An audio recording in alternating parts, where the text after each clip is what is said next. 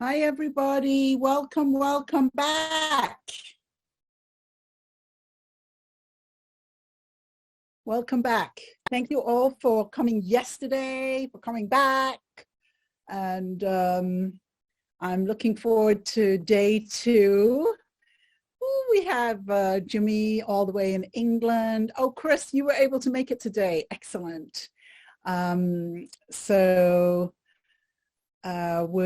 We'll get started. I am really excited to hear how everybody did with the homework. But before we get to that, I just wanted to talk a little bit about what we're going to do today. So the reason I wanted to teach this workshop, the reason I do nearly all of my teaching, is really about how filmmakers get stuck in a couple of places.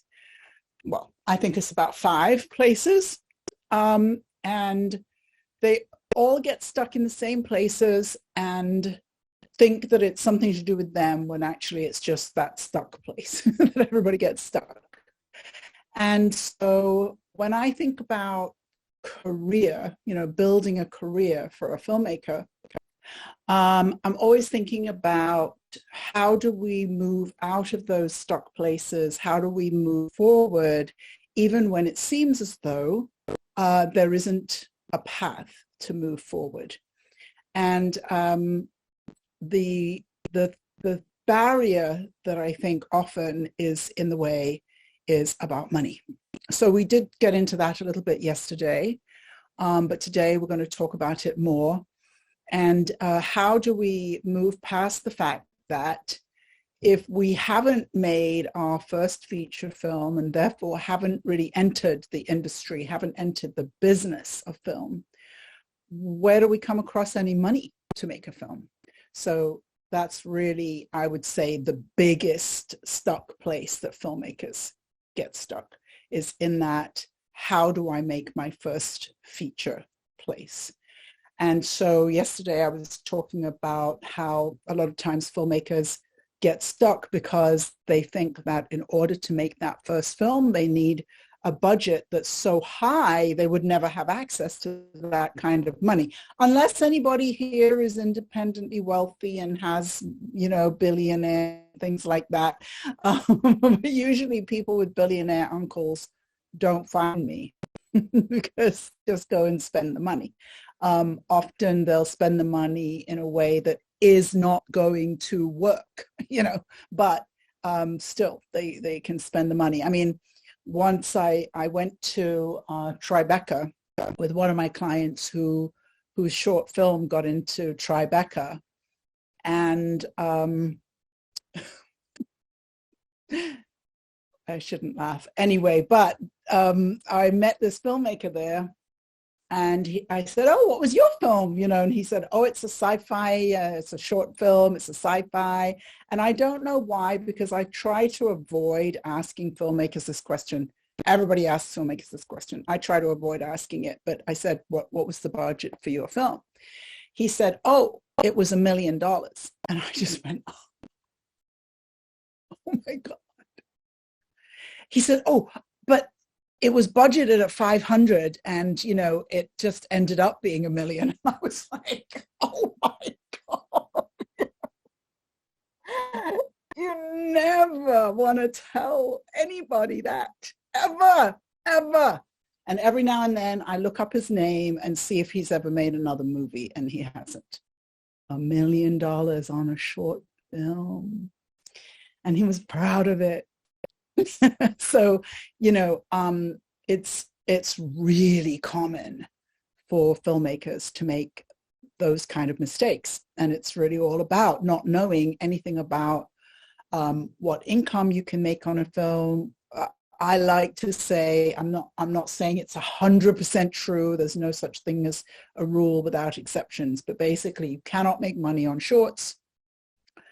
And even if you can, it might be a few $1,000s, but you can't make money on shorts. You can make money on features, and so features are really the entry to business.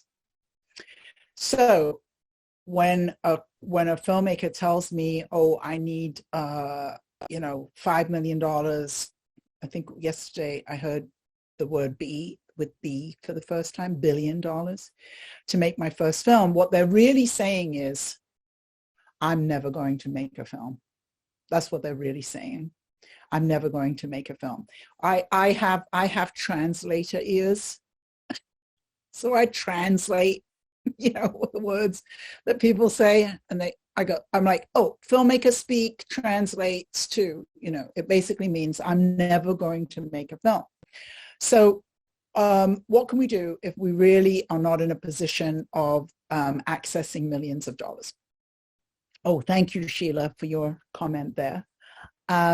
Good to see you. I think for a minute there we saw you. So what can we do if we don't have access to billions or millions of dollars? Well, we can make films at a more moderate budget. By Hollywood standards, these are called micro budget. And I said it yesterday, and I always like to point out that, $40, $50, $100,000 on a film is a lot of money. And by Hollywood standards, maybe it's enough to cover the catering on a movie or something like that. But that is a lot of money. And so if you are going to make your first feature film, those would be great numbers to kind of think about. It's still a lot of money and it's still hard to raise, but you can make a film at that budget. So one of the first things that I need to do often with my clients is we need to look, because filmmakers tend to not have just one idea. They'll tend to have lots and lots of ideas. And so we look at a range of ideas. I had a client recently who started with me, and she had 13 projects that she was working on, 13 feature films that she was working on.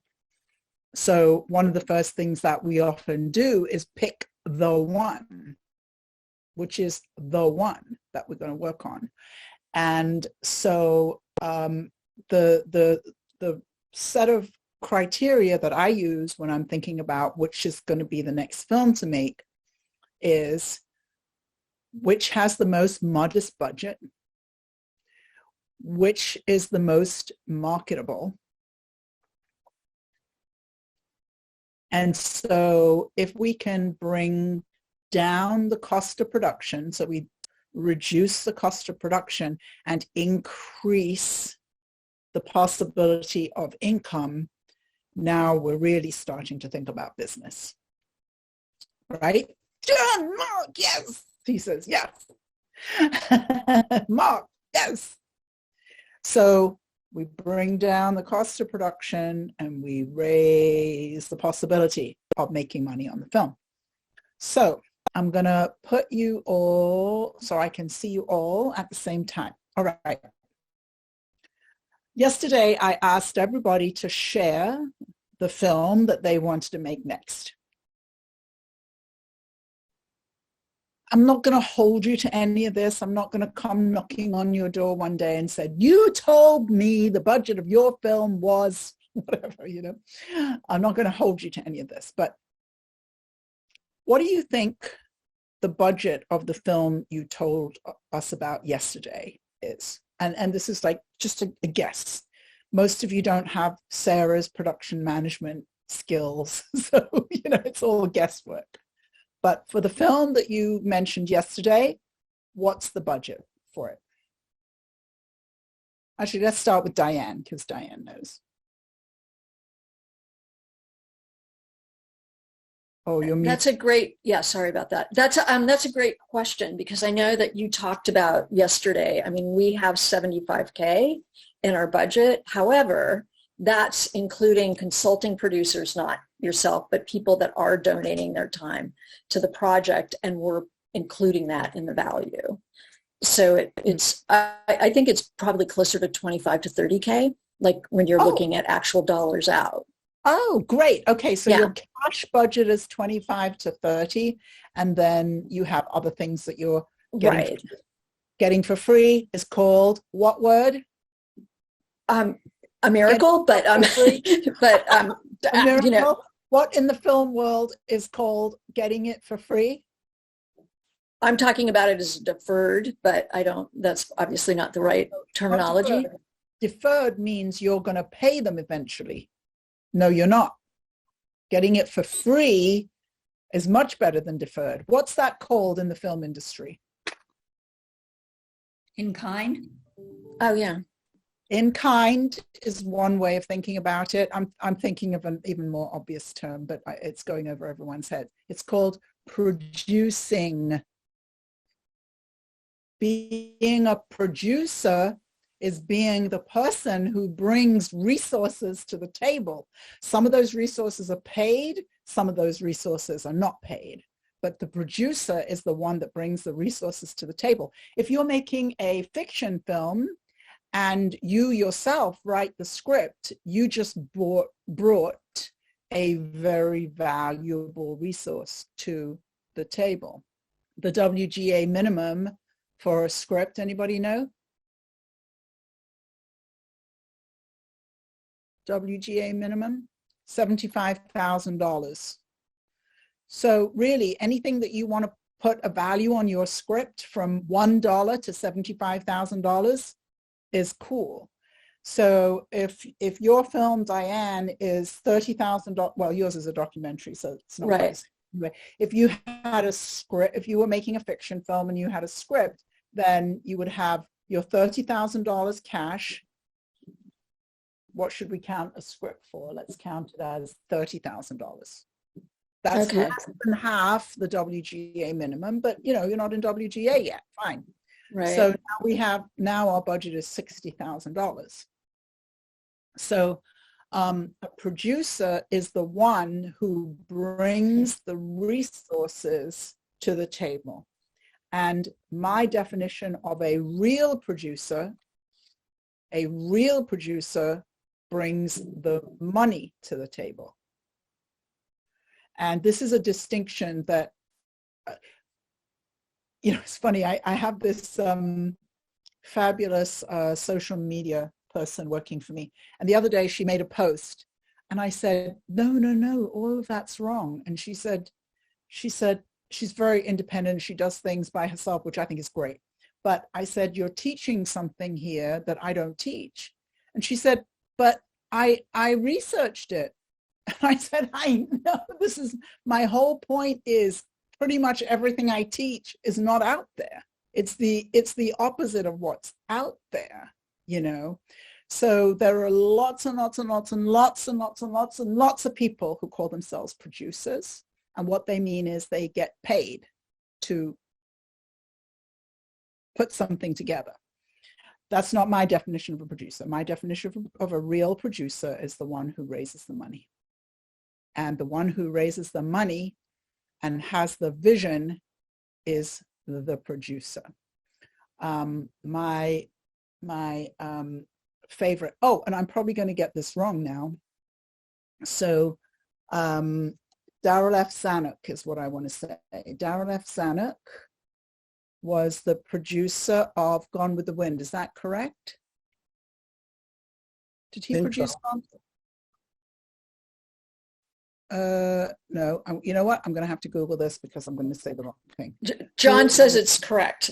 It's correct? Is it correct, John? Oh, okay. I was just looking in the chat. I don't know. I was saying yes to the previous comment. Oops.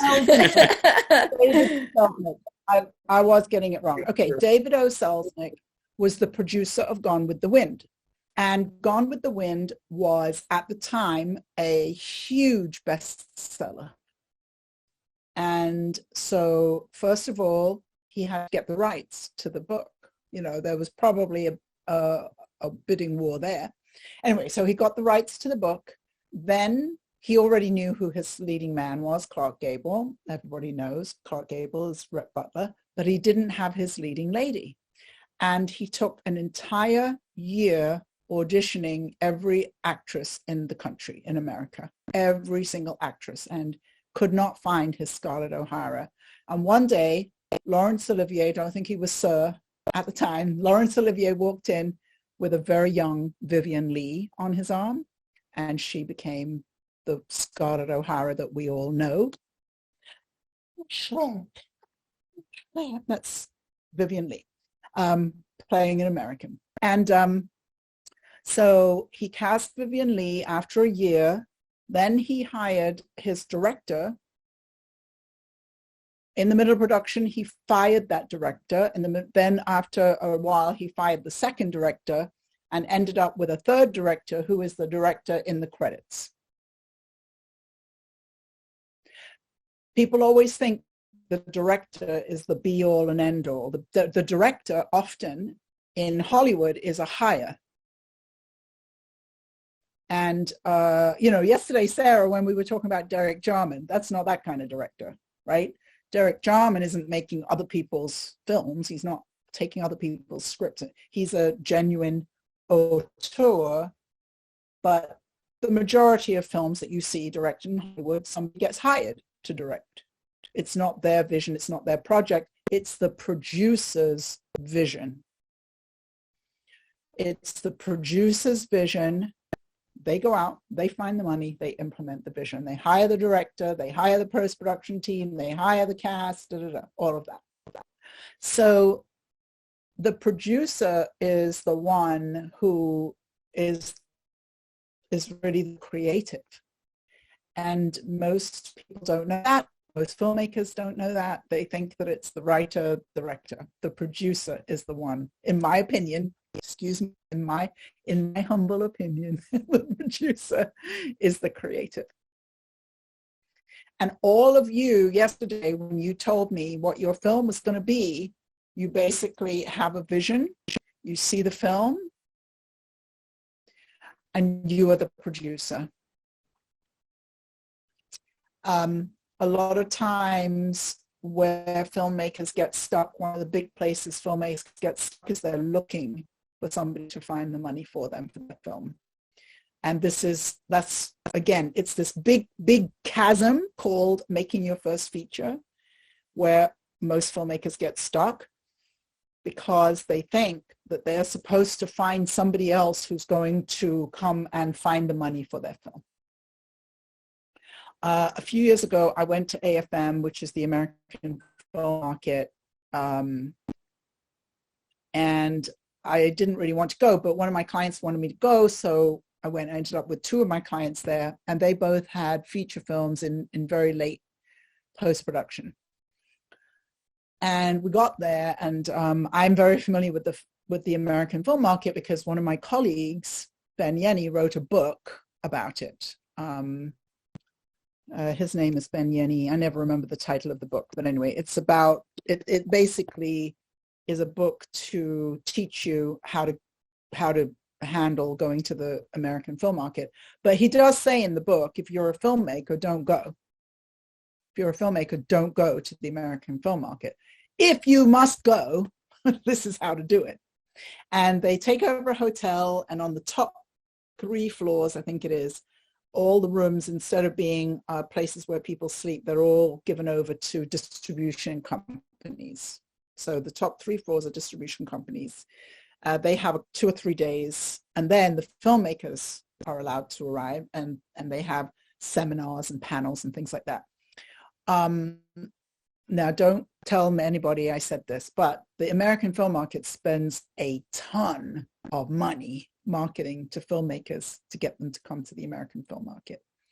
And they say all kinds of things like, come and sell your film, come and, do this. And hundreds and thousands of filmmakers come, mostly from America, but frankly, from all over the world, on the idea that they're going to go to the AFM and sell their film or find a producer. And you meet hundreds of filmmakers there who have a script or an idea, looking for a producer or looking for a distributor to make a pre-sale, and it's never going to happen. And everybody ends up being completely deflated by the end of the market, and then they go home having spent several thousands of dollars and a week of their time traveling and so on, and they didn't get anything out of it. So my 2 clients who I went with They got to meet with distributors. They got to pitch, they had meetings. I went into some of the meetings with them, and they did very well. But that was because they had films that were almost ready to sell. So the distributors were interested, but distributors are not interested in films that are not completed. And so all those filmmakers who've gone there being told, oh, this is all the distributors come here. This is the place to be. The distributors want nothing to do with them. The distributors don't want to talk to filmmakers. And the only filmmakers they want to talk to are filmmakers with finished films. So one of the things that happens is if you have a micro-budget film in a genre that sells, does anybody know a genre that sells? Mark, Diane, and Jimmy, you're all my clients. You know all the answers. Faith. Horror film. But you know what? I want to give you all a gold star for raising your hand first, because that's something I teach my clients. I'm like, you raise your hand first. So thank you for doing that. I'm not going to call on you because you all know the answers. All right. Who did I see raise their hand? Was that Brandy? No. Okay. John Mark.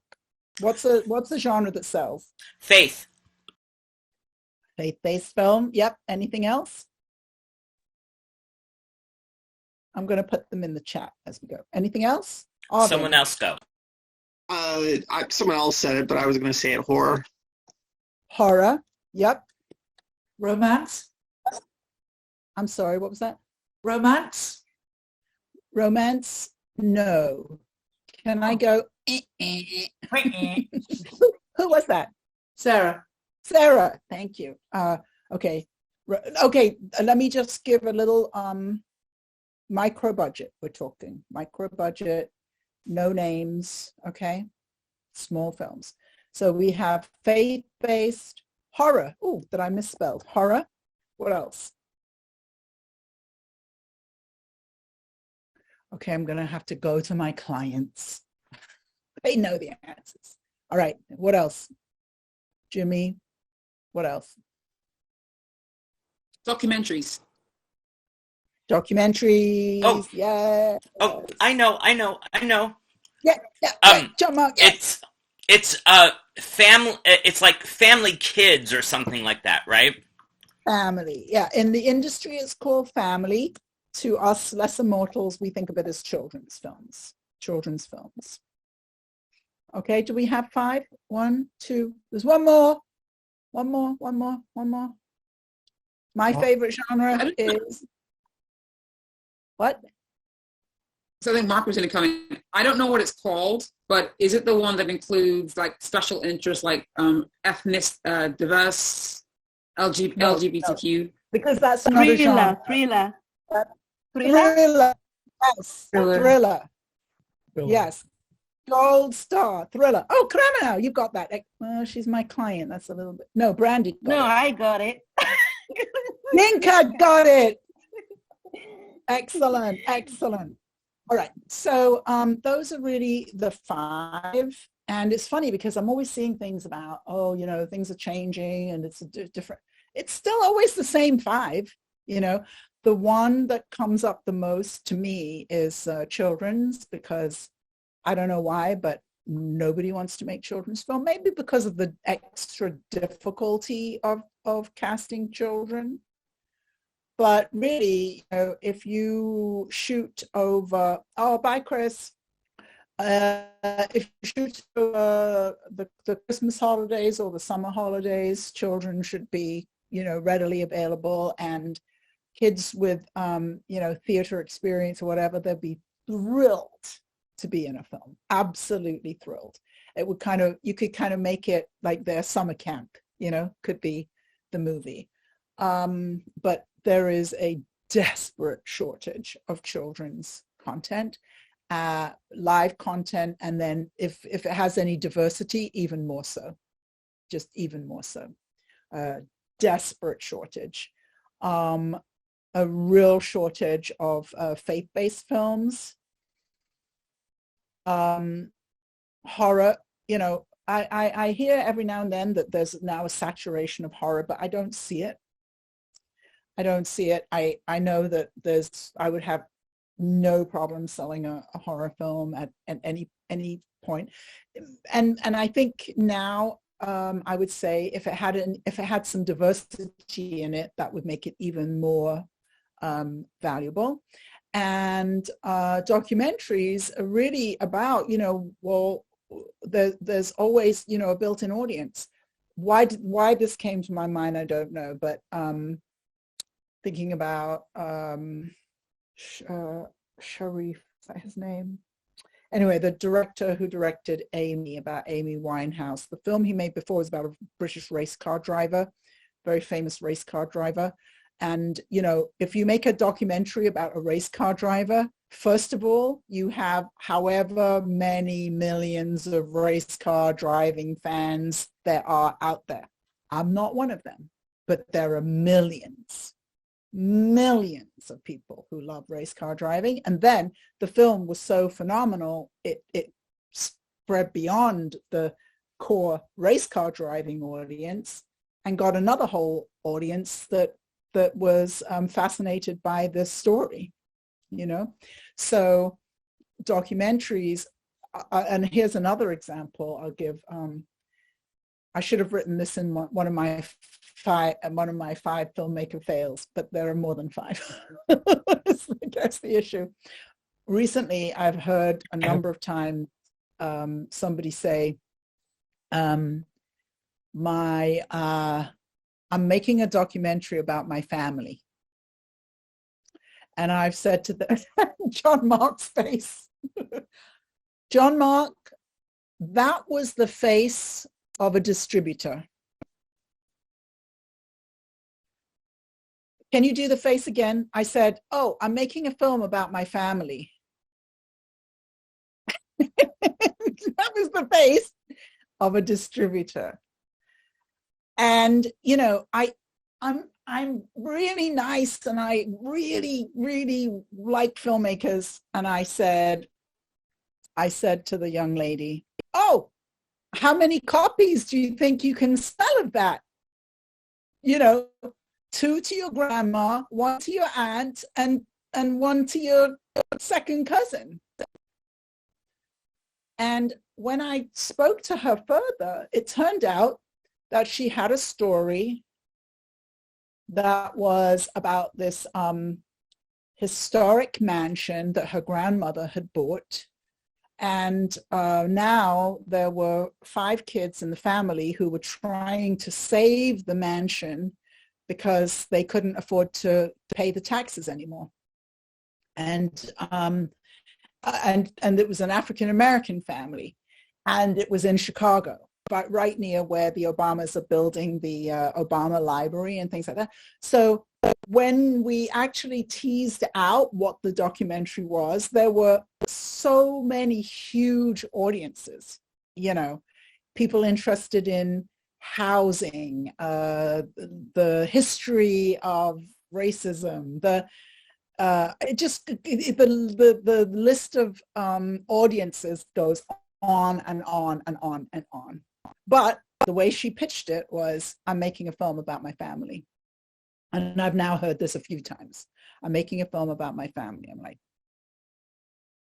okay. But it's just that filmmakers are so focused on their craft, they're not thinking about their career.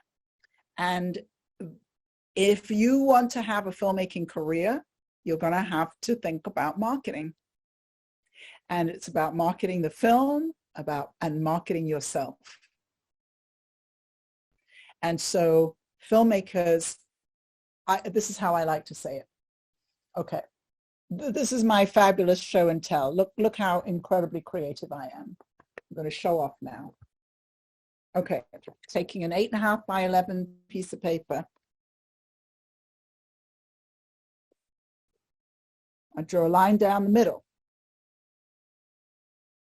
And filmmakers live on this side of the page in the craft. They live here. And they basically, you know, if I say to them, what's the biggest challenge you have? They'll say, oh, I need to improve my writing. What's the biggest challenge you have? I need to improve my directing. What's the biggest challenge you have? I need to learn better how to work with actors. Awesome. But over here on craft. And the fact is that filmmaking is minimally 50% about business. Minimally 50% about business. So, you know, the way I think of it is if I can get a filmmaker 1% over into business, they'll actually do fine. It's just that the never thinking about business at all is not going to get you anywhere. So it's very important to focus on your craft. I would never say to not be improving your filmmaking. But if your focus is 100% over here, I like to think of this as the ocean of creativity. It's the feminine, if you sort of think like that. It's the right side of the brain is over here. And frankly, most filmmakers are drowning in the sea of creativity. And how I know, oh, this is another one, filmmaker talk, filmmaker speak, I translate. Is my script good enough? This is where you end up. You end up in the hole, in the drowning in the question, is my script good enough? But there's no answer to that over here. I mean, you'll find people who will tell you if it's good enough or not, but they're not actually over here. So the craft is a place that you need to put your head up and get over into the business. Did you like my show and tell? Wasn't that good? The way to really move your filmmaking forward is to start getting a little bit into the business. And it doesn't have to be 100% by any means, but it does have to be something. It does have to be some experience or knowledge or skills developed in marketing, in business, in the money side of things. Okay, so let me look again at my little run of show that I have here, my little, okay. All right, so I would like to just take a couple of minutes. I'm going to talk to you a couple of minutes about what I do and how you can work with me. Then I'm going to, let me finish this thing about the genres before I go into this. The reason that when we're still in the micro budget world, I'm talking under $100,000, the reason that comedies don't work and dramas don't work and romances don't work is because the only way that a distributor can actually sell those films is they have to have names. So you can sell a horror, a documentary, a thriller, well, those five that I said, you can sell those without names, but you cannot rise above the saturation that is comedies and drama and romance. You cannot rise above that saturation without names. And part of the reason there is this incredible saturation, I can assure you there has never been a distributor who has called me frantically looking for a romance, a comedy, or a drama. But I have had distributors frantically calling me looking for family films, okay? But what happens is the people who are able to, Mark, Gordon, could you mute yourself? Yeah, I for some reason I can't mute you. So if you think about it, every single filmmaker who does manage to put together that $40,000 to $100,000 to make a feature film makes a comedy, a drama, or a romance. And so there's a saturation, and to rise above that saturation, there's just no way to do it unless you have well-known actors in your film. And then this is what happens. Oh, in fact, that AFM that I went to, was a man, one of the panels, and he raised his hand and he said, I spent $2 million on a movie and I didn't make any money on it. And what's all this bullshit kind of thing, you know? But if he had actually used the correct business model, he would have spent his $2 million on hiring 2 at least famous actors. And then he would never talk about a $2 million film. He would say, I made a film with Jennifer Garner and Matthew McConaughey. Once you get into bigger budgets and you're spending money on your names, you sell with the names. So if somebody says, oh, I have a movie with Jennifer Garner and Matthew McConaughey, do you care if it's a comedy or a romance or a drama? I don't know, maybe not. You know, Matthew McConaughey, my favorite film critic, Mark Commode, talks about the reconnaissance. So before the reconnaissance, every film that Matthew McConaughey was in, he always had to take off his shirt. And it used to drive, Mark Gordon, can you mute yourself? I can't mute. Yeah, I can't mute you. Oh, there we go. It worked. So every movie he was in, he took off his shirt. Even in the John Grisham novel where he played a lawyer. You know, so I love law movies. I love John Grisham. And I'm watching this movie and I'm like, at the point where he starts taking off his shirt, I'm like, oh, hell no. I can't believe he's taking off his shirt. He's the lawyer. No, Matthew McConaughey always had to take his shirt off. Now, he always takes his shirt off after the reconnaissance, which started with, now I'm not going to remember. Actually, my friend produced this film. I'll have to look it up later. But so he switched and he started to play roles where he was, my friend's film that he made, he was a really bad guy. And then he did the one he won the Oscar for, where he was the guy, the sort of redneck who ended up with AIDS. Dallas Cowboy. Yeah, you know, so he started playing these really serious roles. So Mark Commode calls it the reconnaissance. And but you know, so frankly now any film that Matthew McConaughey's in, I'm interested in seeing it. Doesn't really matter to me what it is, you know. So that's how we feel about our favorite actors, you know. We just, you know, we go for that. But basically, once you want to make those genres, you're going to have to use what I call a different business model. And the different business model is it's based on names, and you're going to need more money. From my perspective, you don't need much more money, but I don't think you can do that for less than $150,000. But for my clients, if they're spending $300,000, if they're spending anything above $150,000, I want them to have names in, because we have to have that business model to get the money back. But up to $100,000. So that's what I've been talking about, micro budgets. So, but again, these distinctions that I'm making, you're frankly not going to hear anywhere else. Nobody else has a line between below 100,000 and above 100,000.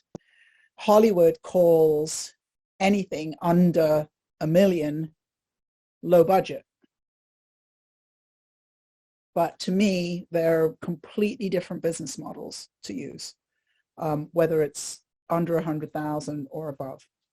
So I hope that answered the genre question. So what I would like to do is I just want to take a few minutes to talk about what it is like to work with me. Then I want to have I want to have a little breakout session, and I want you to talk about the ways that secret society is marketing to its audience, if you have the chance to watch that. But I'm going to put you in groups to talk about that, and then we'll come back. So this is going to take about a half an hour, the whole thing. So first of all, I just want to talk about myself a little bit and what it's like to work with me. As I said, I'm very careful that I call myself a business coach. I don't call my title in the movies is really a consulting producer.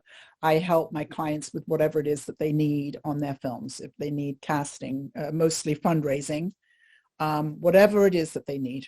And I just finished helping one of my clients. She's American, and she cast an actor in Hollywood, and we actually had to solve a whole problem around immigration and so on. So whatever it is that my filmmaker needs, I help them with that. And but the number one thing that I work with my clients on is teaching them fundraising. And we're going to get to that this afternoon. We're going to look at the different ways that you can fundraise. And the fundraising piece is so significant because nobody teaches that. I became a fundraiser completely by accident. And I went from working with a little dance company and learning how to write grants to raising multi-millions of dollars and building buildings and, all that kind of thing. But there wasn't anybody out there teaching any of those skills. And I ended up being on the board of the Association of Fundraising Professionals for many, many years. And we did some teaching, but the funny thing was that the people who took our classes were already fundraisers, So it's just an odd thing. It's a little bit like film, I mean, there are film schools where you can go and you can learn the craft and you can learn how to direct and you can learn how to write and all of those things. But no film school is going to teach you how to raise money. And fundraising is a little bit the same. You kind of learn on the job. You learn by doing. You increase your, what the phrase is, fundraising capacity, So if an organization starts out being able to raise $50,000 and they grow it to $500,000 and then $5 million, they're expanding their fundraising capacity. So what I do with my clients is I teach them that there are 7 different ways of fundraising, and we pick the ones that are the best for them. And we start with those, maybe 1, maybe 2. I have clients who are working in all 7 different areas, but the fundraising is really the piece that most filmmakers do not have. If I work with a client who's never made a film before, I work with a client who's made many films before. I just got a client who's on his 3rd film with me. On his 3rd film, he's making his 3rd film with me. He'd made his first 2 films before without ever having any kind of knowledge about raising money, about earning money on the films, nothing. And but what I've learned is it doesn't make any difference what the person's craft level is. Everybody is equally without knowledge of the business. So my job as a business coach is to teach my clients how the film industry works, how to think like an entrepreneur as a filmmaker, how to earn money as a filmmaker, and how to raise the money to get the films made. So for me, it's exactly the same if the filmmaker has a lot of filmmaking experience or no filmmaking experience, because I teach them how to raise the money, and then we hire the professionals who are the ones who actually know how to pull focus on a camera. I don't know how to pull focus on a camera. They know how to light the set. When I go and show up on my client sets, I'm always just there going like, wow. Because I don't know any of the things. I learned how to do makeup in college. I was a makeup artist. That's one skill that I have, so I could step in if anybody needed a makeup artist. But other than that, I can't be a gaffer. I can't pull focus. I can't, I could be a script supervisor. I've done that. But mostly I know how to raise money and hire the right people, which is another strategy that's really important, hiring the right people and firing the wrong ones. But we don't have to do that very much. So that's how I work. And I will probably during the break, I'm going to put a link to my calendar in the chat, and you can book a time, a Filmmaker Success Breakthrough session with me, and we can talk about the possibilities of working together. If I can help you, mostly I can help filmmakers. Occasionally, I guess people are too stuck in their mindset about, I need $25 million or whatever, because it's not going to work. Not for the first film, but mostly I can help filmmakers, and I take my filmmakers through fundraising and then through distribution, because I have those connections. So anyway, if you want to talk to me, I'm going to put the link in the chat. I wasn't with it right now, so I'll get there. All right, so I'm going to put everybody in a breakout room, and I had asked everybody to Secret Society or watch the first 20 minutes of Secret Society last night. So if you didn't see it, everybody in your group is going to have to fill you in. And I want you to answer the question, what are the marketing strategies of this film? I'm pretty sure the film was not made for you. Although Sonia is not today. Sonia had already seen it, so that was really interesting. Now you've seen it, now you'll see why I didn't necessarily know that Sonia would have seen that film. We'll talk about it afterwards. So I'm going to put you in breakout rooms for 10 minutes. We'll have 3 in a room, same as yesterday. If somebody hasn't seen the film, please fill them in. And I'd like to know, what are the marketing strategies that are selling that film? Remember, it made $100,000 in its first week on Tubi. What are the marketing strategies that are working for that film? How is that film making money? Joanne, can I ask a question? So when you're saying it made 100,000 in the first week, how exactly, because it's streaming, so how exactly did it make that? Or is that something that we need to discuss in our breakout groups? We'll get, no, you don't need to discuss that. It made $100,000 on Tubi TV, which is one AVOD platform. Okay. All right. So like via via advertising, via the ads? Yes. Okay. Yes. Gotcha. But that doesn't matter. How the money came in doesn't matter. I want to know, what are the marketing strategies this film is using that is doing so well for it to make money? Okay. We will come back in 10 minutes, and I'm going to put a timer on for 10 minutes from now. And I'm going to do the breakout rooms. Oh, let me do a little math first.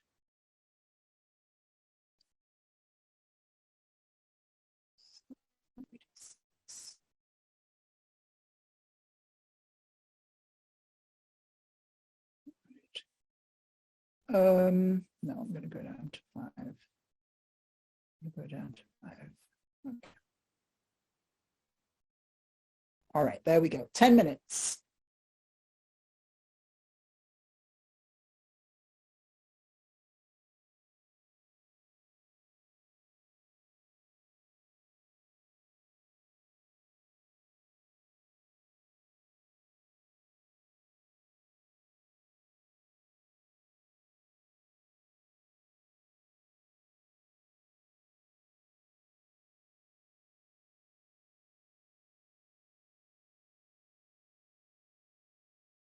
Yinka, you have to press something that should say join.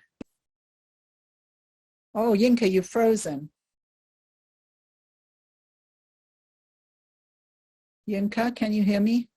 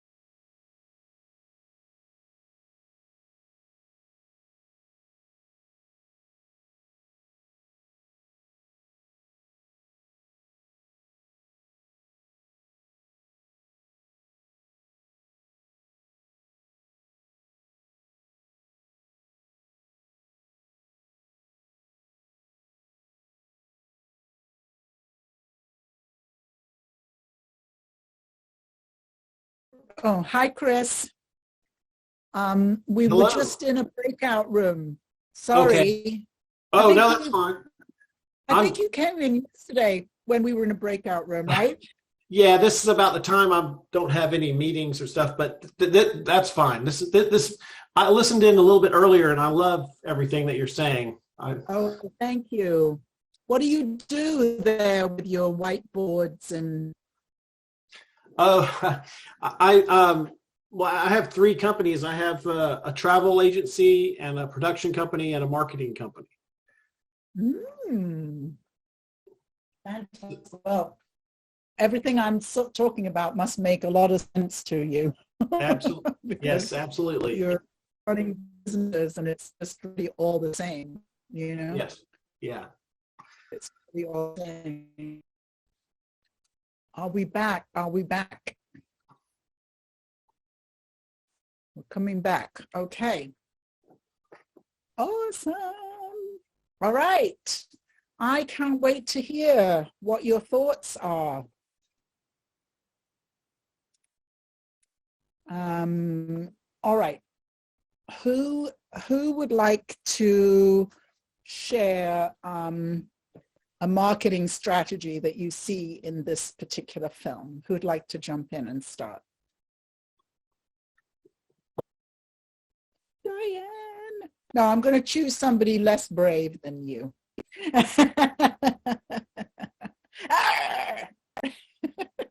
My clients are good. Brandy, go ahead, and then Sarah. Okay. So Cremina, and I'm not sure if I pronounced her name correctly, and I were in a group together, and she brought up the log line was really clever, and what was the log line? Clever wording. I don't have it up anymore, but it was like Celeste and Tina. Oh wait, maybe play the game too well to be considered your average gold diggers. Yes, it is good, isn't it? It is good. Yeah. Yes. And it's and then I brought up that the title is actually very intriguing. The word secret. You know, everybody wants to know the secret. And then we talked about the poster, the movie poster. You know, glamour and you know, Black culture and sex sells. You know. Where was the sex? Where was the sex in the post? In the poster, the women were dressed in a very sexy manner, as they were throughout the movie. So, like, yes, yes, she's one of them is showing off her thighs, and she has her thigh boots on, and the other one is pretty well covered up. It's interesting in the poster. Mm-hmm. Because I think I saw more fashion than sex, but they are super sexy. Yeah, we put down glamour, like the whole, like it, like I was thinking it has like a very Kardashian-ish look or whatever. Right? Like, yeah. Like the glamour bit. So that's what we talked about. Yes, lovely. Well, those are some really good ones. So one of the things I always like to talk about with movies is the title is the first thing. And a lot of times people will say, oh, the title of my movie is Jane Willis. I don't like.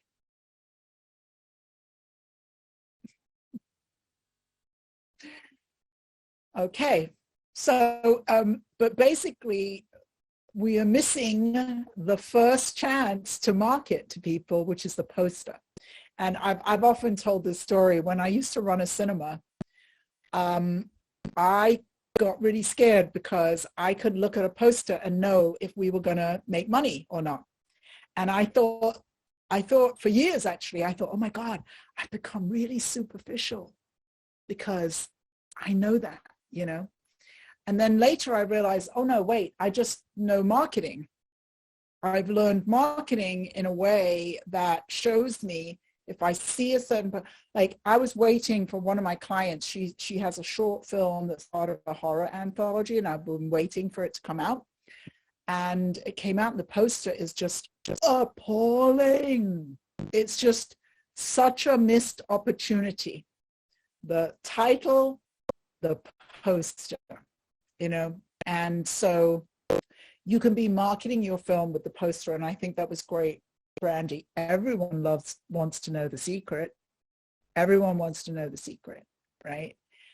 So that was a good choice of words. So the title, the poster, the log line is very intriguing. I think that word gold digger, you're like, oh, they're gold diggers. But something in the log line tells us they're proud of it. There's something about the log line that says, and the tagline, all we have is us. So the two of them, all we have is us. And,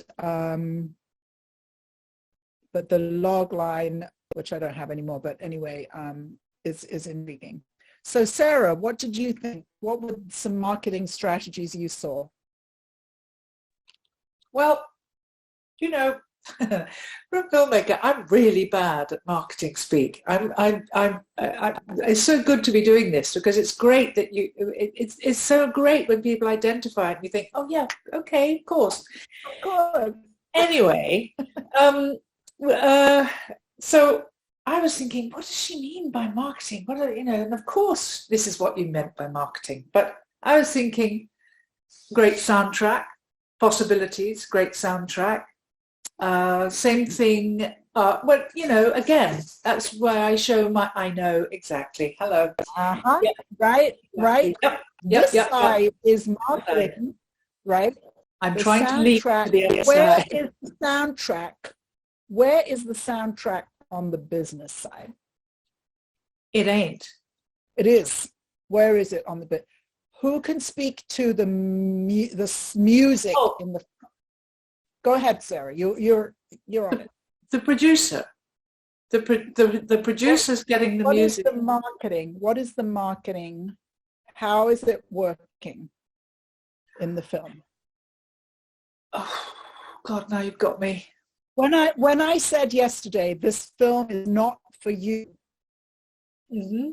When you heard the song, were you clear? This film is not for me. Yeah, absolutely. So it's good. It's marketing to a youth audience. Is it the audience that they're looking for? Mind you, Stephen was saying that he reckoned the audience for it was in their 50s. So I'm probably wrong there. Well, Stephen is younger than 50, so maybe he's like about that. But the first thing that song, that first song. Yes. By the way, who watched just the first 20 minutes? Who watched just the first 20 minutes? Who went further? I'm going to. Yeah.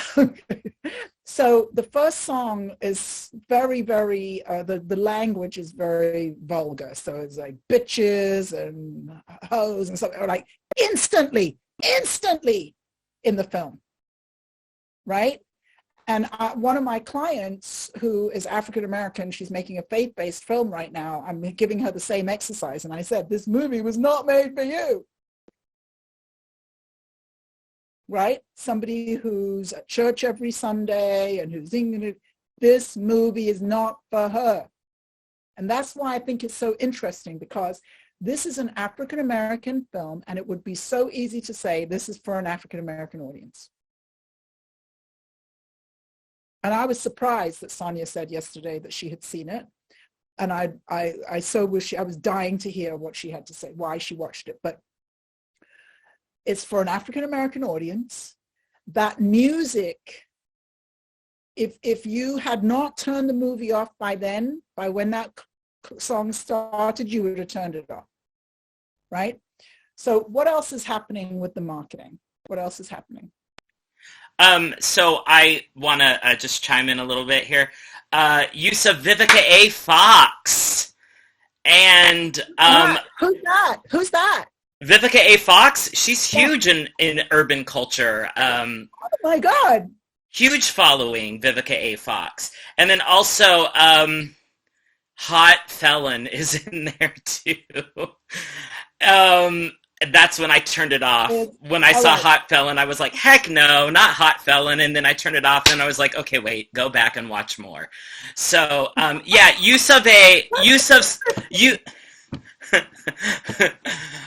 that's when I was like, okay, so Vivica A. Fox.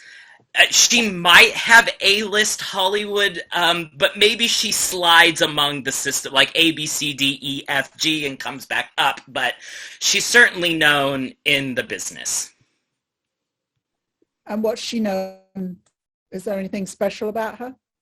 Oh, tons of stuff that's special about her. She was in Independence Day with Will Smith, and she's had a lot of stuff on like Lifetime recently. What else?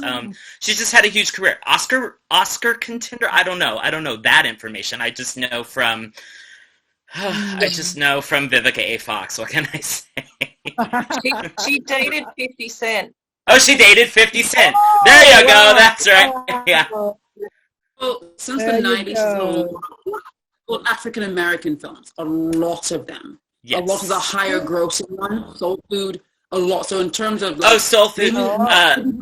maybe not mainstream A-lister, but in the market they're trying to fish in. To mix a metaphor, she is a name that will draw in Yes, the market. people will know her. Absolutely. So I would, if I had her being in the film, I'd stayed and watched it. Oh, okay. And who did she play? She played the mother of one of the characters. And I think that's it. She comes in then at the beginning and then she's gone. And then she's gone. Right. Yes. I think. Yeah. Anybody who watched the whole film maybe would know if she comes back, but I don't think she does. Yeah, she comes back briefly at the very, very end. She does. Yeah. So how many days? They shot her in like a day. What? Sorry, Jimmy? I got the impression she filmed hers and the mugshot Hot Felon were probably shot in one day. Hot Felon, right. Yeah. Yes. Okay. All right. More marketing. Any other ideas? Arvin. Whoa. Wow. Everything just like shut down for a second. I almost crashed my computer. That was weird. It was so excited at Vivica A. Fox. It just, Yes, that's what it was. It was definitely Vivica. Me and her go way back. I'm going to challenge the idea of it necessarily being something, and I could be totally off on this, and please correct me if I'm inaccurate, but my impression of it is it's not so much, just to qualify, when I was in my small group, I said it's probably a film more for folks of color, but I'm gonna go back and backpedal on that and say it's actually, I think, more of a film for youth and of folks of a certain economic demographic, and I'm just gonna put it out there. What economic demographic do you think? What is people of not middle class, but like more lower economic class. That's what lower economic class, and so not necessarily like a black, not necessarily like black or or whatever, but because I think how is it speaking to people of a lower economic class? That's really interesting. Well, one the aspiration for wealth and a way to get there, and maybe not by typical means. And I'm not an expert in this by any stretch of the imagination, but from what I've heard and been told, there's a lot of transgendered folks that are actually lower class, lower economic class. Wow. And we have been talking for 20 minutes, and that's the first time we heard the word transgender. Well, yeah. So actually, from my understanding, again, I only play someone who has an understanding of this on TV, a sociologist or whatever. But from my understanding, transgendered folks of color, have it because of the stigma surrounding all of being transgendered, that usually impacts them economically. Not only, in just the professional world, but also even among, community, the African American communities, that kind of thing. They kind of, get it from multiple different ends. So as far as marketing, you're seeing, two transgendered. I think both characters are transgender. I just watched the first 20 minutes, but you're seeing two transgendered characters of color who are able to find a way to make some money, or kind of cheat the system in a way. So, or at least try or attempt it. So I think that's going on. I think back, I don't remember who it was with. Maybe it was with like Ice-T or something, like an old interview, and talked about like how they really didn't, start making a lot of money until like all the, white teenagers in the suburbs started listening to their music. So I think about that in the back of my head. And I mean, white suburbs of the United States. And I, growing up, I remember when Ice-T came out, like everyone was sneaking around and trying to listen to their music during study hall or the lunch period. And that's when, they really got huge from my understanding. So I'm going to say it's more like marketed toward youth and, a certain economic class, economic demographic. That's what I'm going to go with. So with that, I'll pass. I heard most of what you said, but my internet threw me out there for a minute. So sorry about that. But okay, Jody, what are the marketing strategies in this film? It was a best-selling book. And when I look on YouTube, the trailer is listed under Miasha Productions. Yes. Book was written by Miasha Productions. So I think they wrote a book and marketed the book and used that as a strategy to create a built-in audience. So they already had an audience established for this before they made the movie. Yes, that is definitely true. They have a book publishing company, and so I think that over the years that they've been, and I'm going to have them soon on the Filmmaker's Life, so I'll learn more. But I think that they've been talking to this audience for a long time, so they know what this audience likes. This is their first film, but they know what this audience likes. Was anybody like me shocked that this was a film about two transgender people? And I wonder, can anybody articulate why? Go ahead, Arvin. Give it a shot. Well, it's not mentioned it's not mentioned. We're, at least I was, with the impression that it was two African-American females. I mean, cis females. So yeah. It was like Crying Games. It was like the Crying Games. Yeah. Crying Game. Oh, that's a good reference. The part of the reason I was shocked is because although I actually know African American transgender people, I've never, and I've seen characters in movies. There's the character, what's her name in Orange is the New Black, one of the central ensemble characters anyway. But there's just not that many there, and I was just really surprised to see an African American movie, that because I'm used to African American movies being either super macho on the thriller, cops and robbers kind of action side, or super romance on the Christmas romance side. I was completely not expecting transgender characters, and I just thought that was amazing. So I when my computer dropped me, I was trying to find out how many transgender people live in the US. Does anybody have an idea? How many transgender people live in the US?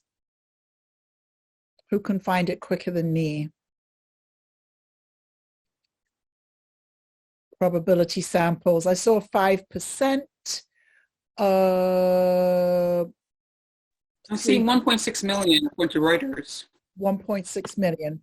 what I would say, and I really don't know, I'm not a transgender person, but I would imagine that it's pretty easy to speak to the entire transgender community. There are probably, a handful of journalists, a handful of blog writers, it's a small population. So everybody in the transgender community knows about Secret Society would be one thing that I would say. So in terms of marketing, when you are marketing to a niche, and this is what you were starting to talk about, Jimmy, before, if it's African American or LGBT, or these are all niches in niches, right? So you have African Americans, a big niche, then you have LGBT African Americans, a smaller niche, and then you have transgender, which is a smaller niche, right? But each niche that you're speaking to is a potential audience. So if there are, let's go with 1 million, because I can't do math. So 1 million, let's say there are 1 million transgender people in the US, then now you have a sizable audience. And then you can branch out to LGBT, branch out to African American. I'm just desperate to be a fly on the wall and be in the early scene when the guys are sitting together and having this conversation about these men who are playing women and who are taking advantage of men. I'd love to be sitting in a room with those guys watching this movie, and see what they say about it. I just thought it was amazing in terms of what it's talking about in our culture today. And the reason I think I'm so completely 100% obsessed with this film right now is because what it says to me is that all of those marginalized voices that have not been heard for the history of the world, now is the time to start telling those stories, with the added benefit of selling those stories. That the fact that you have a very underserved audience and that you can market to that very underserved audience is a benefit. So Arvin, did you still have your hand up? Or yeah, okay, Arvin, then Jimmy, then Diane. I just wanted to piggyback off something, what Jody was talking about earlier, which is, and when she said it, immediately hit me between the eyes, because I was a professor I used to talk to from the Ohio State University. He was chair of the film department there. We were friends, but we talked about film marketing, and he always mentioned Eric Romer in Six Moral Tales. And so, these folks are doing exactly what Eric Romer, the French filmmaker, was doing back in, the 40s, 50s, maybe earlier. I don't know. And I don't know if there were anyone doing it before him. I'm sure there were, but that was the one person that came to mind. I was like, oh my gosh, these folks are doing what Eric Romer did. In what way are they doing what Eric Romer did? Well, Eric Romer, Six Moral Tales was an anthology of short stories that he published first. And then he went and made the short films, and the film professor said to me, be like Eric Romer, write the book first. You get to work out the script with the book, and then you've got your first revenue stream, and then from that you can take it and then make the film, and then on top of that you get your initial audience, your root audience, and if you want to, get more funding and say, hey, I already wrote the book and I already got a certain amount of an audience. Look, that sort of thing. I think that is the way they did it. I don't think that they wrote the book in order to make a film. They were writers. Miasha's an author, and then they decided to make the film. But I don't necessarily see that as being the best path to go. I heard a fantastic story recently where somebody did take that path. The producer ended up producing by getting a very famous writer to write this book that now is going to come out, starring Benicio del Toro, about the Cuban mafia, because I'm back here in Miami, so I hear these stories about this kind of thing, Cuban Mafia. But this producer has been obsessed with this since he was about 17. He's gone on to be a filmmaker. He's made his first feature, and finally he had some very famous crime writer write about the Cuban Mafia. It's a bestseller, and then there was a bidding war on the film rights to the book, and the producer somehow is still in there and is going to be making the film. So pretty cool. All right, Jimmy. Question for clarification on terms of some of the market things that I saw. Yeah. So please, a couple tell of me Atlanta, a really big deal in the film. Oh, yeah. So really big on Atlanta. I saw, again, had a pretty predominantly black cast, a black older cast. There was talking about leading. It started with New Year's. Back to this old thing that Steve. So I mean older. I mean like they're over in like 21 years old. Okay. So that's what I mean. They weren't like, it wasn't like a bunch of teenagers. So it was clearly they were trying. In fact, they picked Vivica Fox. That means they're not trying to speak to 19-year-olds because they're using Vivica Fox. So they're demographic. There's a coherence there. There was something. It's the beginning at New Year's. I don't know if that was intentional, but it's kind of interesting. They started and ended it with New Year's. Was that potentially marketing? But I also found the fact they chose a marketing strategy of putting it on Tubi, where it would be free, versus and because Tubi has a lot more black, at least for me, black female, cis or trans content. I was like, there are tons of stuff now I want to watch on Tubi that I couldn't find on Netflix. So I think, putting it on Tubi made it easier for their audience to find them. I'm sold on Tubi now because I can't find it. I can't find my contents here, and I'm studying for a PhD. So I definitely think there was that piece for marketing, and I think there's something, just a general thing that I got some assurance from was it was really clear that this film is not for everybody, and they were unabashedly, unreservedly going after who they were for, and that's a reminder for myself that I have to really make it almost like unappealing to people. That's right. This film is not, so that I can really have the impact I need my film to have. If everyone likes my film, it's probably not great. No, it's not that, because if everybody liked your film, it would mean that you would, Disney, and you had millions of dollars in marketing money. But what we have as people who maybe don't have access to millions of dollars is we have the ability to market to a niche that we know and we can speak to. The internet gave us that power years ago, the ability to speak to a niche. It's just that, like yesterday when I heard all the films, most of them were very generic. And I don't think that's going to work, until you can have Jennifer Garner and Matthew McConaughey in your film. You can be generic if you want. But we can speak to very specific audiences, and I think leaning into that is really an incredibly powerful strategy to make money. Okay, Diane. Yeah, I was curious. And some of this stuff I missed, kind of first time around. But what I find really intriguing is that they're also doing stuff very formulaically in ways that have been successful.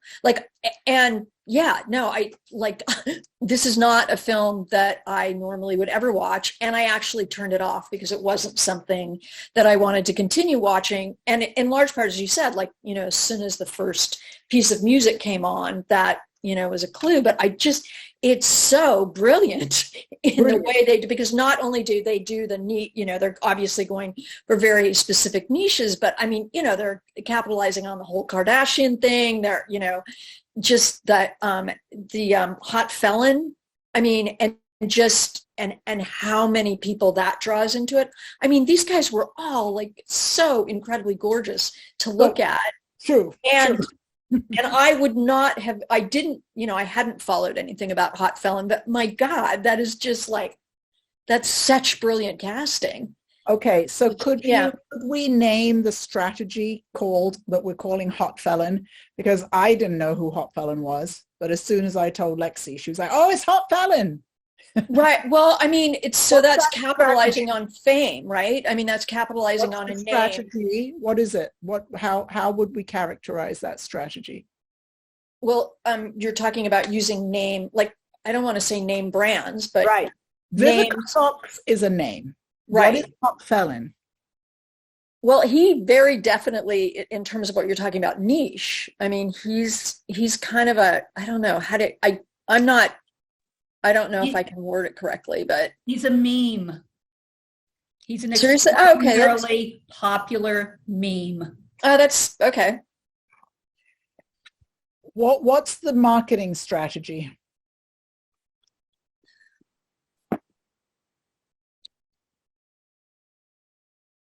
He is extraordinarily well known from the meme of the Hot Felon, and hence people want to see more of him because all they've seen is the one Hot Felon mugshot. So it's like, oh, let's see, can he act? Can he do something else besides look hot in a mugshot? Okay, so I'm just going to share my screen for a minute. Screen share. This is him. Okay. So this is something I want you to look at. So Hot Felon, his name is Jeremy Meeks. He has an actual name. How many followers does he have?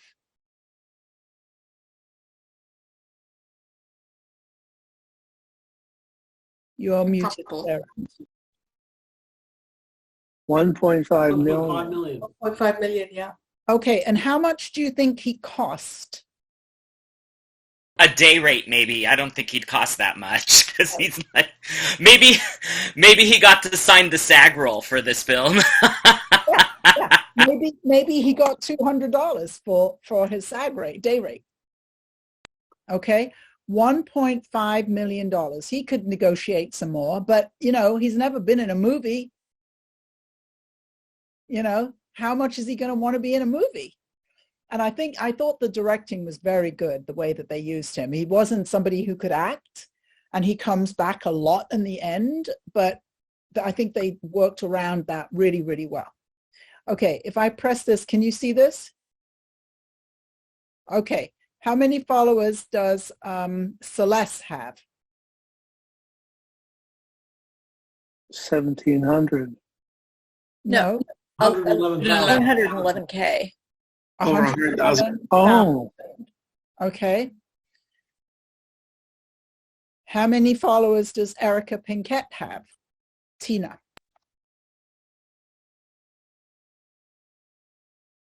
390K.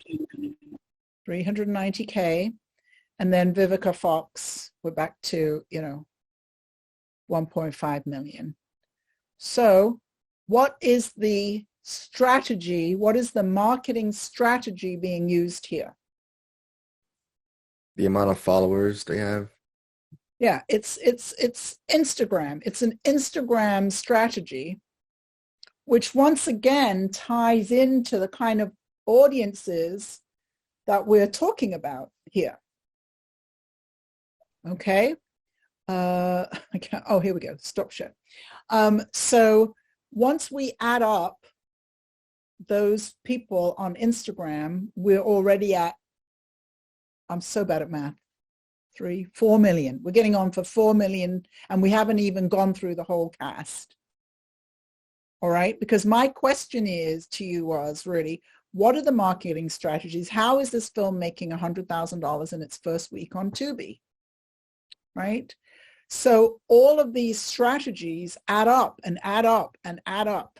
Now, they did spend money on advertising. They spent, I don't know what the budget of the film was. I'm going to find that out. But they spent $200,000 on marketing. But of course, if you're making $100,000 a week, you can spend $400,000 on marketing. So I don't know if they spent the 200 before or after, but basically, like Jimmy was just saying, they didn't know about Tubi, and they put the movie on Amazon, and it was making money on Amazon.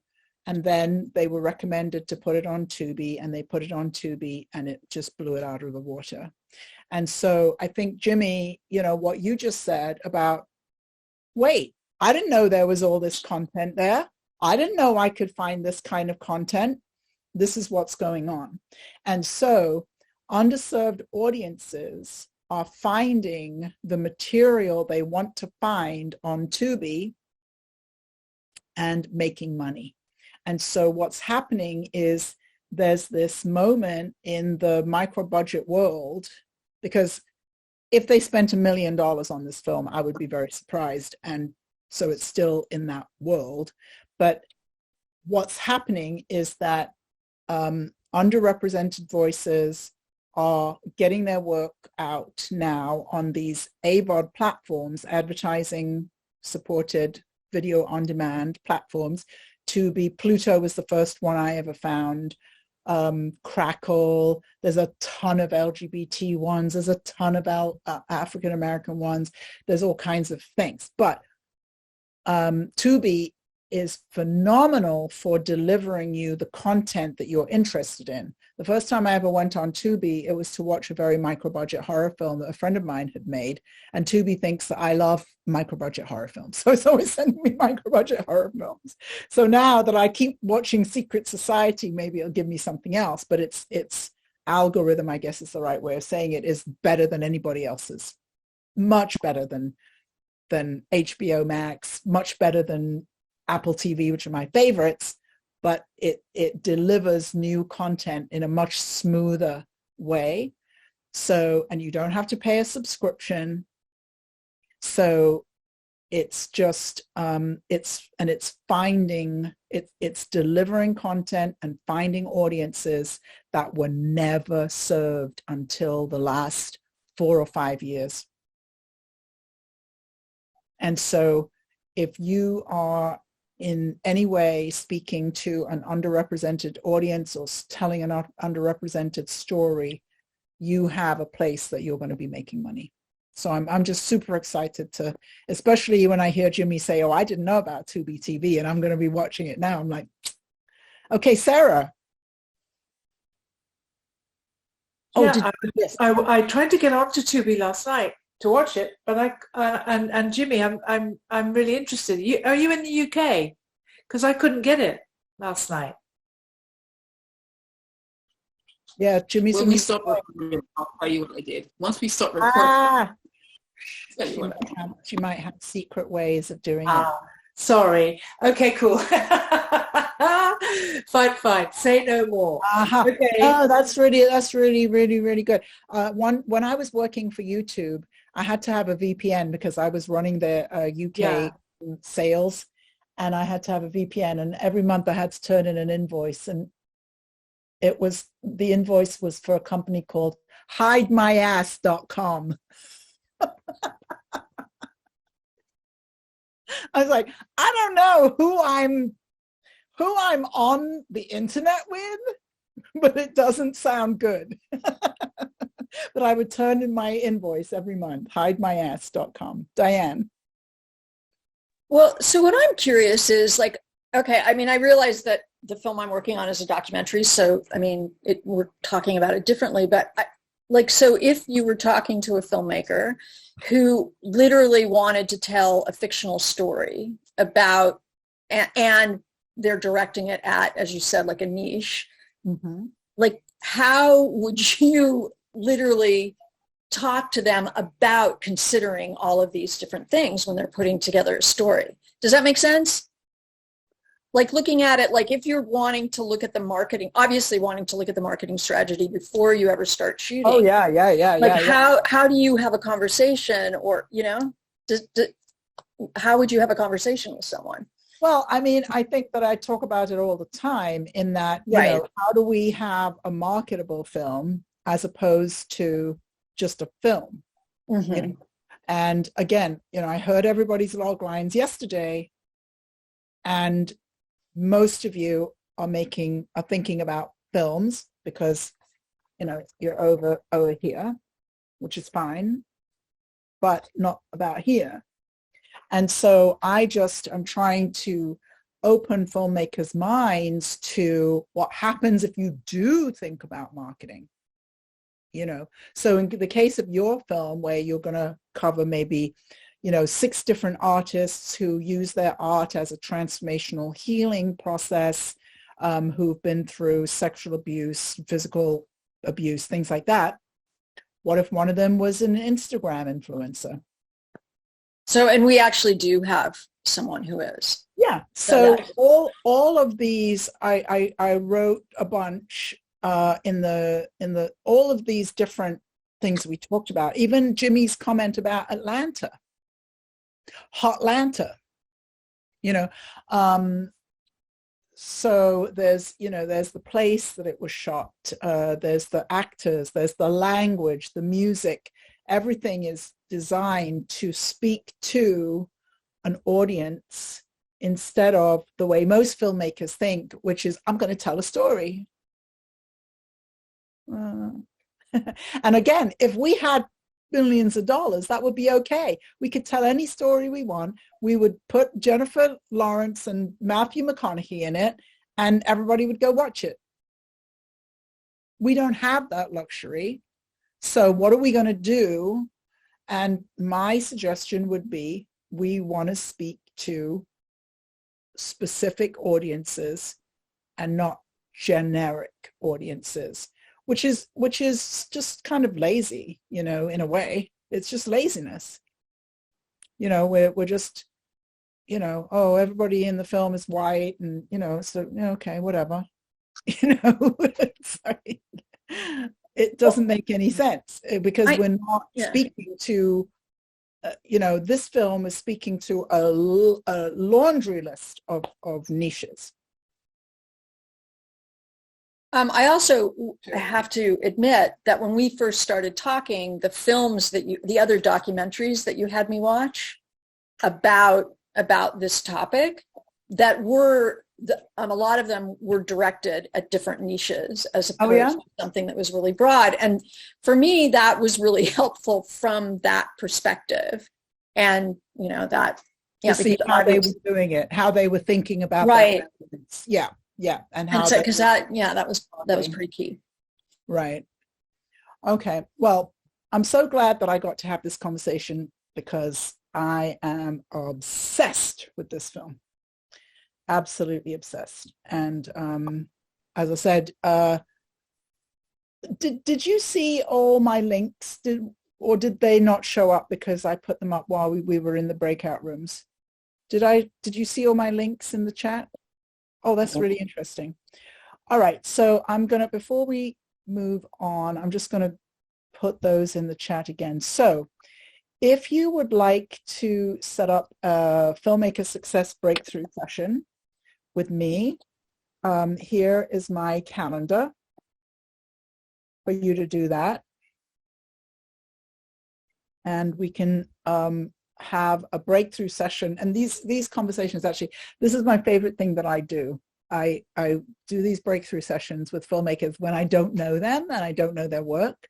And I leave really, I do them on the phone because I usually have my eyes closed most of the time. But anyway, I leave with a real clear sense of what your vision is as a filmmaker. So that's really exciting. And then every other week, we have something called The Filmmaker's Life. And in The Filmmaker's Life, I interview different filmmakers who already have their career as filmmakers. And so the idea is that for you who want to have a career as a filmmaker, these interviews are really great so that you can see how other people have done it. Because one of the things that we have learned from interviewing a full-time filmmaker every 2 weeks is that there's no such thing as any kind of path. Everybody's path is completely individual. And then we also have all of the interviews, well, the ones where we remembered to hit record, just not all of them, are on our YouTube playlist, the Filmmakers Life playlist. So you can see a whole bunch. Kremina, I was so impressed. You told me the other day you had watched them all, and I was like, wow, you get the gold star. And then we have, we have an Instagram page, Facebook page, and we are very regularly on Clubhouse.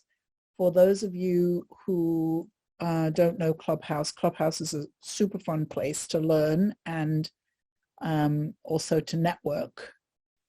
And then I think we have, and then my website. We're trying to be good now. We just made a change in the website so that we have our events and we update, but then of course that means we have to remember to update them. So we don't always necessarily do that perfectly. But so those are all the different ways that you can learn, because I'm always teaching something, but it's always about money. It's always about money.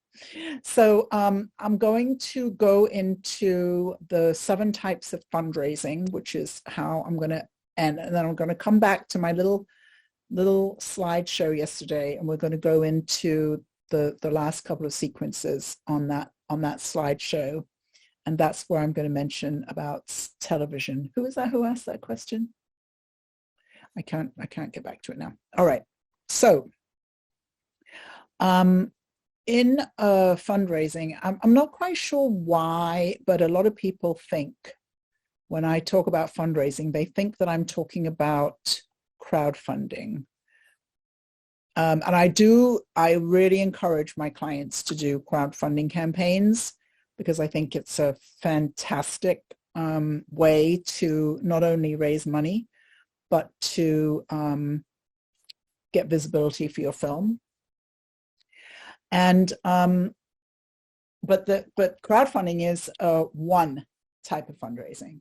And the reason I like crowdfunding also is because everyone can do it. So my super beginners making their first shorts can crowdfund, and so can filmmakers who are far more experienced. My most experienced filmmaker does crowdfunding campaigns. I wish we did more, but 1 a year, I think, when you're at that stage is really good. And I remember John Schenk and Bonnie Cohen are a filmmaking team in San Francisco. They have a film on Netflix called Audrey and Daisy, which was a $1.2 million film. And they also made an Inconvenient sequel, which I'm sure is a multi-million-dollar film about climate change and Al Gore, which I preferred to the first one, An Inconvenient Truth. And I got this talk with John Schenk, and he said oh, has anybody in this room done crowdfunding? And a bunch of people raised their hands, and he said, really? How much did you raise? And people said, 6,000, 8,000, 10,000, 11,000. You heard 2 of my clients yesterday. One raised 70,000, another raised, Anthony, that was on the Filmmakers Life, 52,000. But they're like 10,000, 6,000, 3,000. And he said, ooh, I got to get into that, So here he is making multi-million dollars of films and realizing, wait, I'm leaving money on the table. That's a fundraiser's mind. I'm leaving money on the table. I don't believe in that. So the majority of money that is given in the US, in the UK, anywhere in the world is by individual donors. And so the fact is that individual donors are always going to be the people who give the most money to films. Now, I don't want to confuse the issue and switch to something else here, but by the same token as individual donors, I would say investors. These are 2 completely separate categories. I don't want you to get confused. These are completely different things, but the truth is that it's something, I don't remember the percentage, but it's well over 90% of all money given is from individual donors. So one of the big errors that particularly documentary filmmakers make is they spend 100% of their fundraising time focused on grants when it's individual donors is where the money is. So that's really important. So individual donors are motivated by the desire to give and make change in the world and give to causes most important to them. And in some cases, that cause is you. They want to see you further your career by making films. So, but it could be that the cause is, in fact, I just saw on one of those Instagram, what we looked at, it said DV advocate. So she's an advocate for domestic violence. So she is somebody who is basically saying very clearly, I support domestic violence. So if you have a film that deals with domestic violence, she might be somebody you would want to go to for support. So I divide individual donors into two types of donors, small donors. And today, in today's world, we tend to reach our small donors through crowdfunding campaigns. Traditionally, we use direct mail, annual giving campaigns. We used to use raffles. We used to do bake sales, and you can do any of these things. But the truth is that crowdfunding is really far more convenient. One of my clients the other day told me about an opportunity at getsneakers.com, and basically you collect sneakers and turn them in and get money. And I just thought this was so great. When she told me, I was like, it was so her. It was like exact her. It was just her. She could do that. She's going to set out and she's going to collect, I bet, thousands of sneakers and hand them over to this nonprofit that's going to give her money. And it's so funny because it reminded me when I was a child growing up in England, my English people might know this show, but I grew up with Blue Peter. And Blue Peter was on Monday to Friday. And we were always collecting something. We were collecting milk bottle tops. We collected aluminum foil. We were always collecting things. And then the Blue Peter office would have tons and tons and tons of this stuff and give it to charity and raise money that way. So it really reminded me of my childhood. But getsneakers.com. So if you feel as though collecting hundreds of sneakers would work for you, there you can go raise some money. Number two is major donors. Now, big nonprofits have whole departments just focused on major donors, like universities and hospitals, which raise millions and millions and millions and millions and millions and millions of dollars every year. They will have entire full-time staff just doing research on people. So they have all this very, very, very confidential information. Fundraising is a very confidential team sport where we get, as a fundraiser, we end up with extremely personal information about people. We know about all the properties they own. We know about their political votes. We know about who they give to. We know about all kinds of things about them. So fundraising is something that requires a lot of integrity, a lot of confidentiality. I believe that you can't fundraise if you're in debt. I think you have to be squeaky, squeaky clean about money to really be able to raise money. I don't usually say that in public, but I do believe that. But anyway, major donors is really the way to go. Major donors give large amounts to the causes they believe in, and their giving is always based on relationships. So if you're good at keeping and maintaining and building relationships, you'll be good at getting major donors. We give them more contact, and you can develop those relationships over time. Mark Gordon, who's here, is a real expert at building those relationships and maintaining really dozens and dozens and dozens of major donors who have given to his films. And it's an art form. And it's also about numbers. You know, if you call 100 people, you're going to make more money than if you call 50 people. So fundraising, I always like to say fundraising is not rocket science. There is art to it, but there's also a lot of repeat, rinse and repeat, rinse and repeat, rinse and repeat. I have a friend who, I'm half Trinidadian. I have a Trinidadian friend who raised about 250,000 US to make his first feature.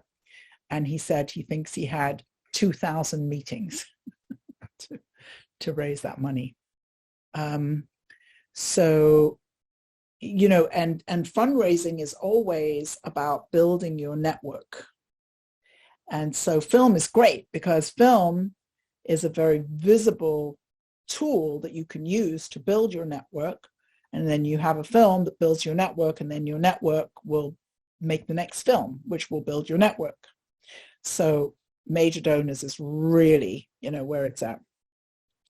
Now, if you are working on a project that really is a cause-driven project, and usually this is right for documentaries, but not always. I have a client who made a short film that dealt with cancer, because it told the story about the first time she got a diagnosis that she had cancer. So foundations are entities that are set up to give money to provide a community benefit.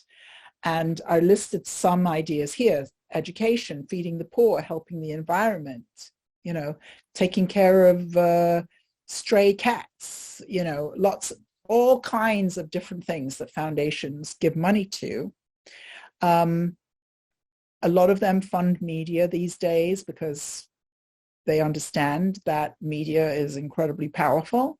There are some foundations still, though, who say they will not fund media. But even if they don't fund media, they do often support community impact. So again, if you're making a film that has that is beneficial to a community, then foundations may very well fund you for distribution. You know, so even if I took a film like Secret Society and I said I want to take it to 10 transgender organizations, no, 12, I always like to use 12 transgender organizations over a year, and do a screening a month in the year, 12 screenings, I could raise money from foundations to do that. Mark, do you have a question?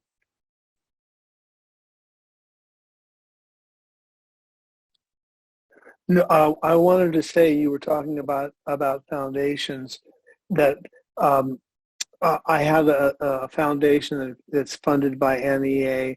It's a statewide foundation called New Mexico Arts. And I had come to them several times asking them for production funding, and they turned me down. But when the film was finished and I talked to them about the idea of sponsoring screenings to underserved audiences in throughout the state, they were happy to give me a grant. Great. Proof that it works. She's not wrong. And I'll send you $50, Mark, okay? Thank you. I'm looking forward to it. Jimmy started out yesterday, so But it was 50,000. Oh, that's right. It was 50,000. That's right, Jimmy. Thank you. They'll be fine. I'll take that. So foundations are, my mentor, Maury Warshawski, who wrote a very famous book called Shaking the Money Tree.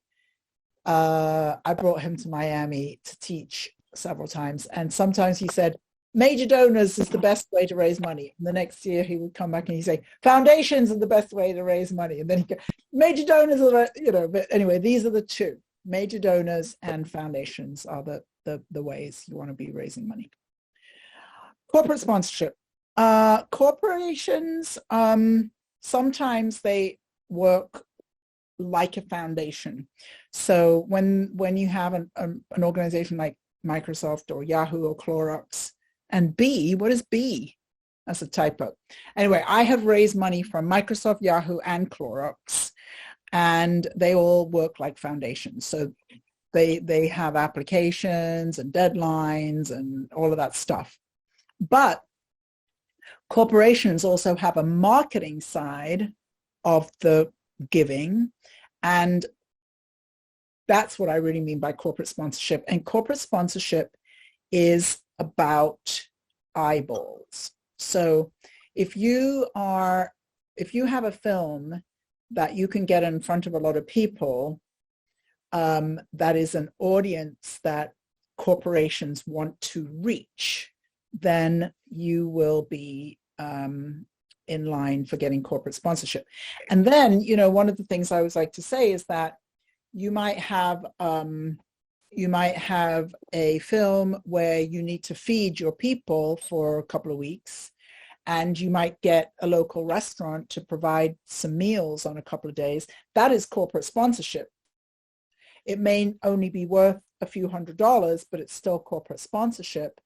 And when you're starting out in filmmaking, that's probably where you're going to start. You're going to get in-kind gifts from corporations, and they're not going to hand over their money, which is their marketing money, until you're in the position where you can show the viewership that you can get on your film, which usually, especially for your first film, is very hard to be able to show that. But once you can start showing that you have viewership, for example, Secret Society, right? For Secret Society 2, they're going to be able to get a lot of corporate sponsorship, which in film is called product placement. John Mark. So is this where, as the filmmaker, the folks will be sitting down for dinner eating that particular restaurant's food or something like that? You could do that. Yeah, you could have product placement tends to be where you see it on the screen. So they're in a restaurant. Maybe you shoot the name of the restaurant as they're going in, and then they're eating at the restaurant. Or it could just be product that's food for your cast and crew. Either way, you can thank them in the credits. But when you're making, one of the things I talk about a lot is, I call it the local advantage. So I just had this client, she's just finished production. It's a faith-based film shot in Columbia, South Carolina. And, she has what I call a local advantage. There are not many films made in Columbia, South Carolina, and she can go talk to everybody from the person who owns the restaurant to the mayor. Get everybody involved in the film. Get everybody in town involved in the film. The smaller the town that you are in, or like all my Trinidadian clients have the local advantage. I got one of my clients to put together a press list. It's about 1.5 pages long. Everybody in Trinidad who is a journalist, we have on a list.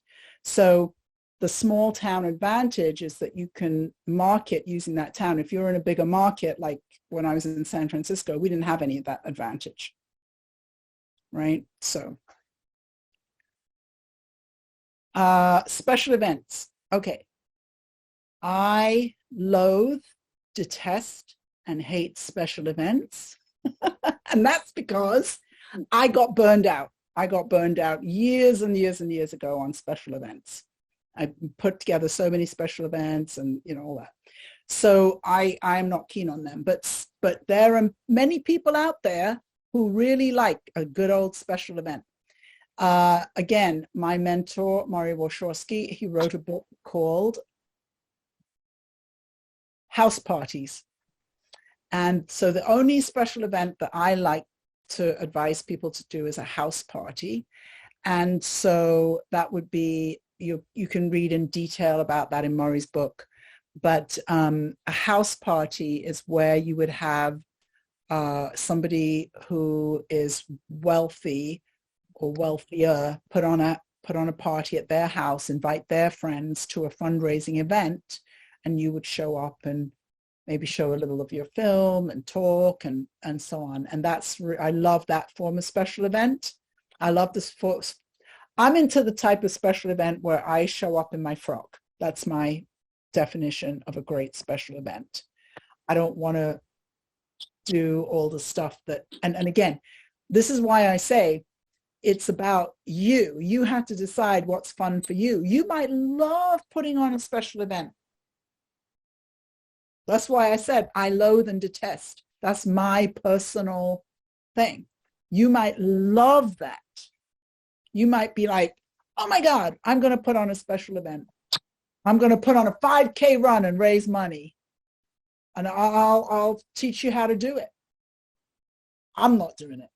That's all. So all of these different types of fundraising are available to you. And what I try and do with my clients is match their personality to the way to raise money. Okay. So grants. So grants are this is another thing that filmmakers always miss. So grants are often used to mean government funding, and they can range from the small local arts grant from a city or a county to multi-million-dollar grants from the federal government. And that small local grant is available to pretty much any artist who has any level of a body of work. So look for local money that's available to you. So that's going to depend on where you live.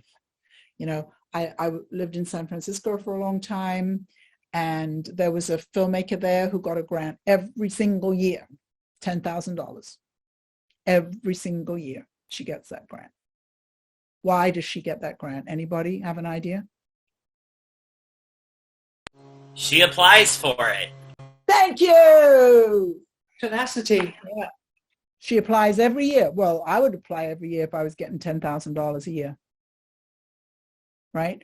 But I have clients in San Francisco. I beg them to apply. This local arts money is, I'm now back in Miami. Miami is the best place in the country for local arts grants. No question about it. No question.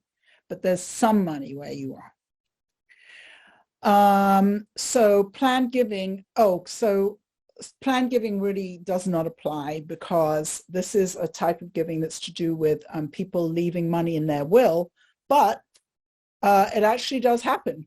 Mark, are you there? Can you share? I think you have had an experience of planned giving.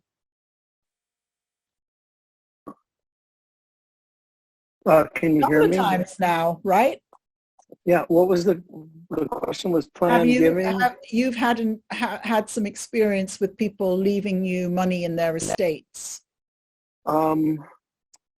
Well, right now I have someone who just passed away, was my main private donor for the last 2 years, and I'm actually waiting to find out what or how much was left to us. And so the way that this could happen is that you're in a position that, like, say, Mark is. Again, I think it's got to do with, there's a local component to it. There's the building relationships. There's knowing people over years and years and years. And it used to be that planned giving was really always just for bricks and mortar, you know, building a university. So somebody would leave in their will, you know, to a university or a hospital or something like that. But the truth is, a film is a capital campaign. I specialize in capital campaigns and, you know, raise millions and millions of dollars to build buildings. But a film is a very similar thing. It can live forever, just the way a building can. So planned giving is a very specialized form of fundraising, but it can happen.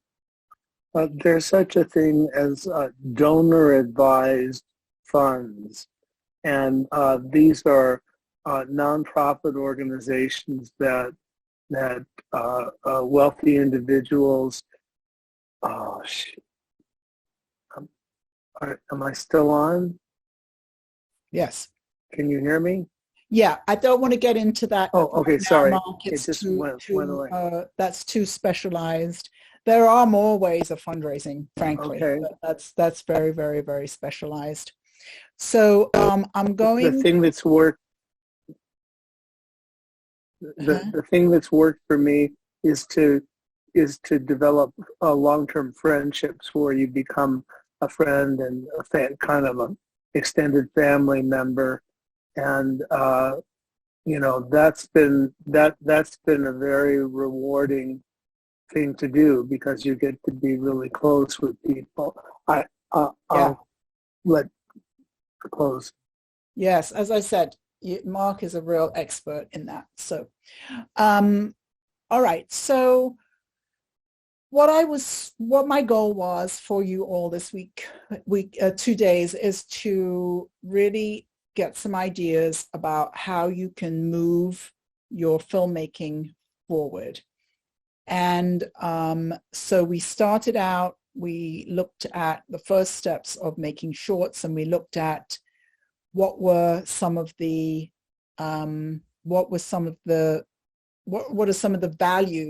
valuable things that you can get out of making shorts. And I put here as a kind of trick comment, I put income here, but I think that for me, from my perspective, the most useful value you could get out of making a short is starting to learn fundraising. That to me is the most valuable thing you can get out of making a short. As I said, with my clients, I give them the choice of $11,000 or $12,000. I did have somebody start at 15, but she had a very good reason she started at 15. But anyway, raise the money first, make the film. Raise the money, make the film. So I have this thing that I believe, 2 shorts, then a feature. I often meet filmmakers who say with great pride, I've made 13 shorts. I'm like, why? Why? But because the way that I feel that you can take the next step up is to take the next step up in fundraising. So 11 or 12,000 for a short, and 11 or 12,000 for another short, up to the minimum 40 for a feature. So the next step up is to get to raise 40 as a minimum for a feature. And there are many, many other elements of making a feature film that are a big step up for a filmmaker to go from a short to making a feature. There's a much bigger, you have to manage a lot more people. You have to manage your time in a much different way. You have to go through, pre-production, production, and post-production. And post-production is a very, very, very long process. Getting distribution is a very, very important piece. So making your first feature is a bit of a mountain to climb, which is why I feel as though as a coach, this tends to be the most common place that I coach filmmakers, is transitioning from shorts to features. Making your first feature is a big, big step to take. And so I can help people with all of those pieces. And then we get to features 2 and 3. I have a handful now of clients who are on their second and third features. And the place that filmmakers get stuck here is that they say, okay, I just made my first feature for $67,000. I need $2.5 million for my second feature. And I'm like, no, no. Again, Barry Jenkins, genius, $13,000 for his first short, 1.5 for his first feature, $1.5 million for his second feature. So I have a lot of clients at around $1.5 million and they tend to have a lot of filmmaking experience. They have a network. They have access to money. But 2 and 3, I think the biggest problem I see filmmakers make is to make too big a jump. You know, I have a client who made a film for $67,000 and now is saying, I think I want to make my second feature for less. I think that's really, really smart. Wow, make it for less. Okay, what would that look like? You know, so I have a client right now, he made his first feature for 60,000, his second feature for 120. For his third now working with me, he's raised 150 just for production, and then he'll raise more for post-production. So it's kind of incremental steps up. And again, I am very conscious every time I say numbers like $150,000, we're talking a lot of money.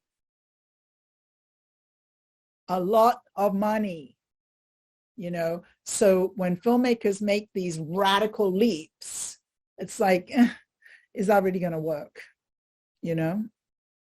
So 2 and 3, I think, is where I would say it would be great to make your second and third feature knowing what you're doing, getting better at what you're doing, building your team, you know, growing your team, building your fundraising muscle, but not necessarily trying to go so far you end up waiting 5 or 6. Oh my goodness, Chris Hines is waiting to get in.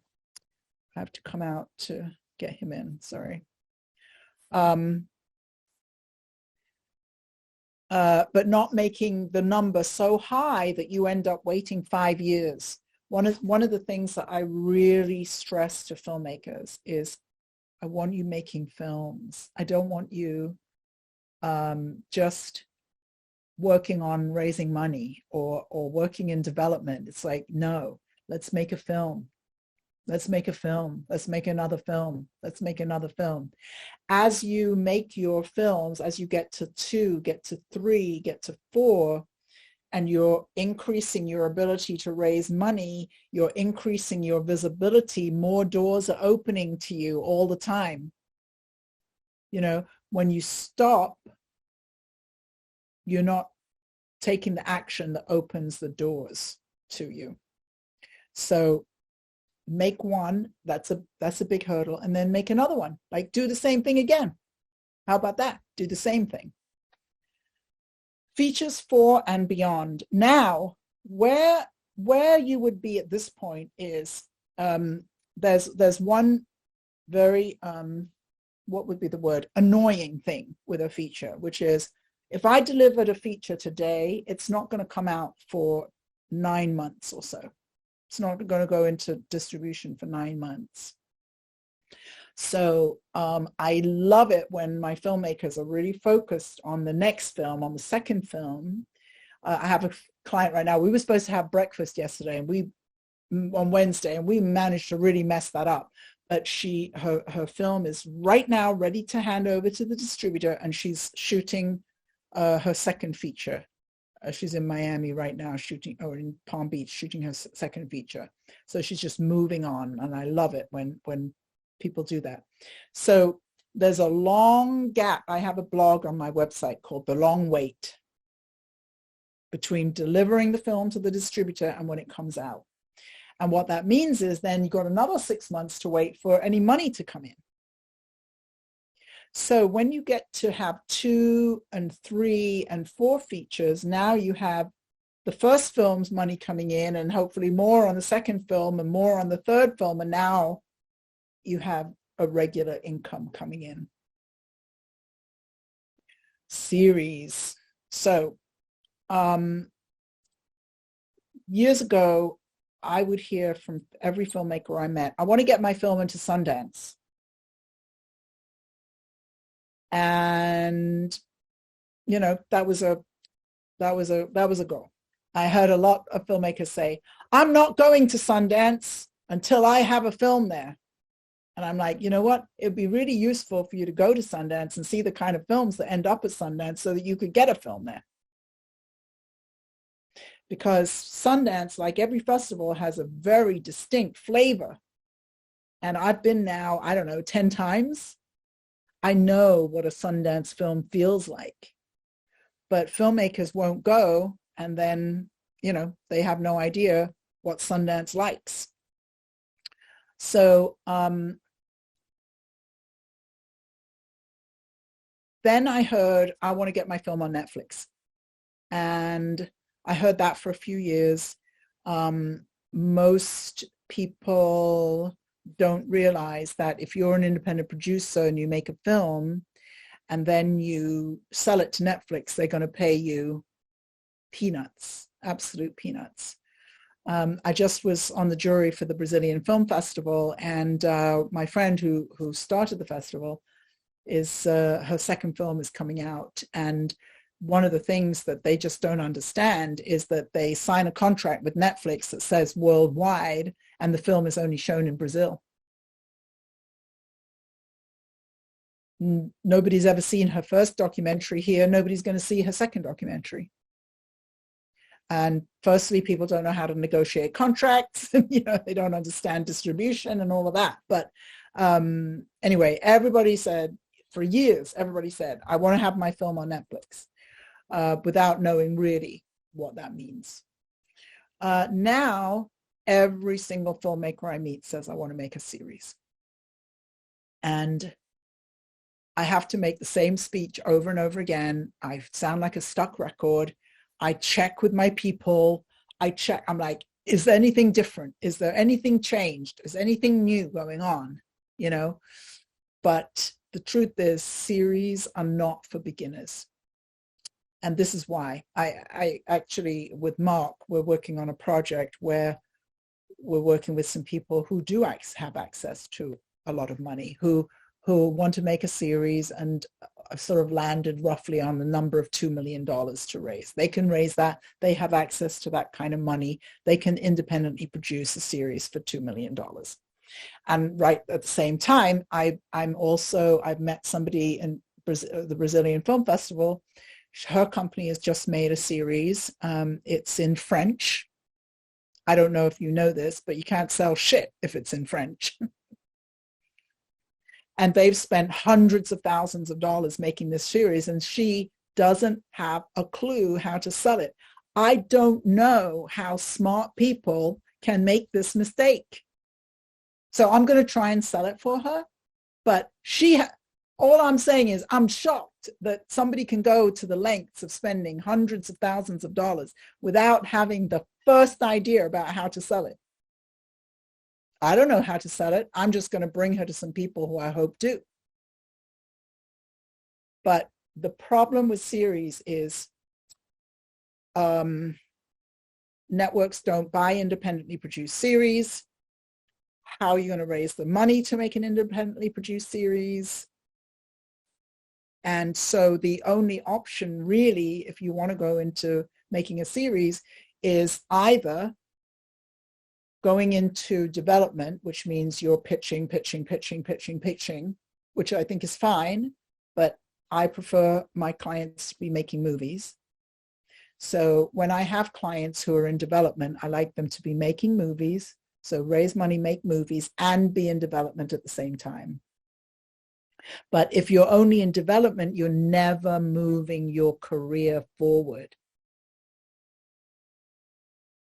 So people get stuck in development and they don't realize, well, if you make another movie, you're going to open some more doors.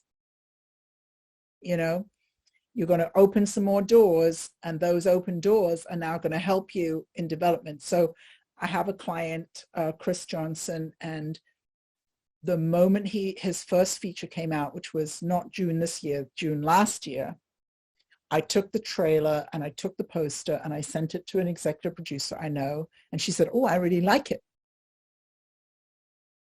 So then I went to my client and I said, will you do the work, write the series Bible, all the things that had to be done.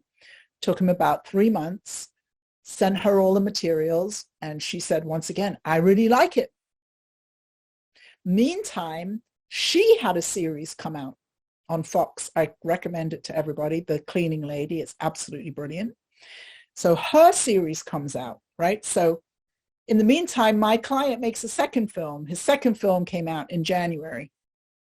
She has a series come out, and now they're working on a shopping agreement for that first feature of his to become a series. So I like the methodology. I like to have more control than waiting for other people to do things, I admit. But I think that you make a film, it opens doors. You make a second film, it opens more doors. You make a third film, it opens more doors. And I could see that turning one day into making a series. Otherwise, if you want to go in the route of getting series made, then you need to start in the writer's room and work your way up to showrunner.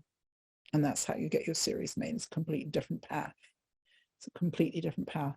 But the idea for first-time filmmakers to be making series, I just cannot recommend it. When I see that filmmakers can make money doing that, then I'll recommend it. I can't recommend it when I do not see anybody making any money. I have a question about that. More and more of the big, hi, I'm over here. Willis. Hello. More and more of the big film festivals are adding episodic stories. And what do you think of, doing an independent pilot and putting them into those film festivals? I mean, is that a valid way to get it seen? Seen, though, by whom? See, it's getting seen by the film festival, but who else is it getting seen by? Well, so if they're adding episodic categories, aren't people who are interested in picking, because there's so many streaming platforms now that isn't there a need for this kind of content, and wouldn't those people be checking out these? I love your theory, Phyllis. It's a theory. It's not an actuality. And that's what I'm saying. When I see it's an actuality, then I will recommend it. I just went and sat at a film festival and sat through 3.5 hours of episodic content.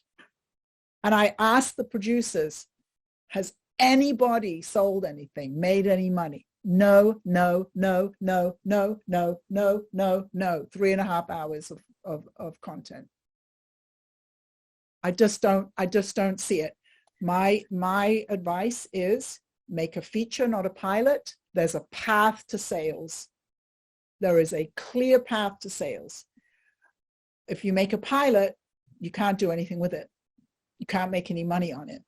So I don't see the difference, I just don't see the difference. Why not make a feature and do exactly what I did? I took the feature, I let the distributor make a beautiful trailer that I didn't have to make and I didn't have to spend money on. I took the beautiful poster they made, and then I started pitching that. Okay. Nobody in the industry wants to talk to anybody who hasn't made a feature film. And so, as I said, the day that I see something change, I will tell everybody. But I haven't seen it. So, but anybody who can make a pilot, and then they can make a feature. So, I have a client right now, and they wrote a pilot, and the other day she said something about her pilot was finished, and I said, oh, and she said, and I said, send it to me. And she sent me the script. And I said, oh, no, I thought you meant you had finished the pilot. She said, no, I listened to you. I never made the pilot. But she can make a feature. She can sell the feature. She can show anybody the feature and use it for development, for pitching. Great.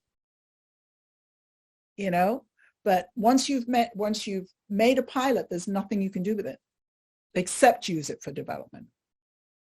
You can't make money on it, right? So, okay, I am going to draw us to a close. It's time, and Does anybody have any last questions that they want to ask now that I just nailed the series coffin shut? I just don't want people wasting money. Okay, Mark, go ahead. I'm okay, happy so to stay on. So you're, we're officially, over time, but go ahead, Mark. so.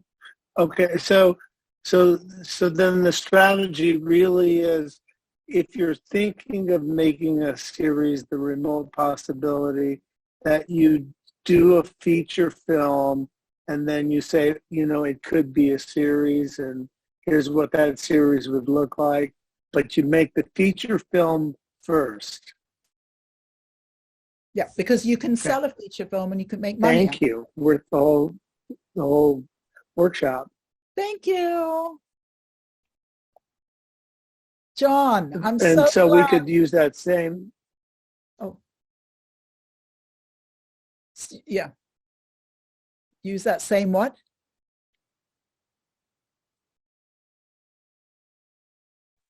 Okay, John, I'm so glad that you were finally able to make it on. I do apologize about all the issues, tech issues.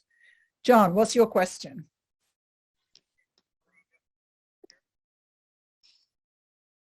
John, are you speaking? We're not hearing you. Oh no, more tech issues. Oh no, now I can hear you a little bit. Speak very loudly in your computer. Yeah, I can hear you a little tiny bit.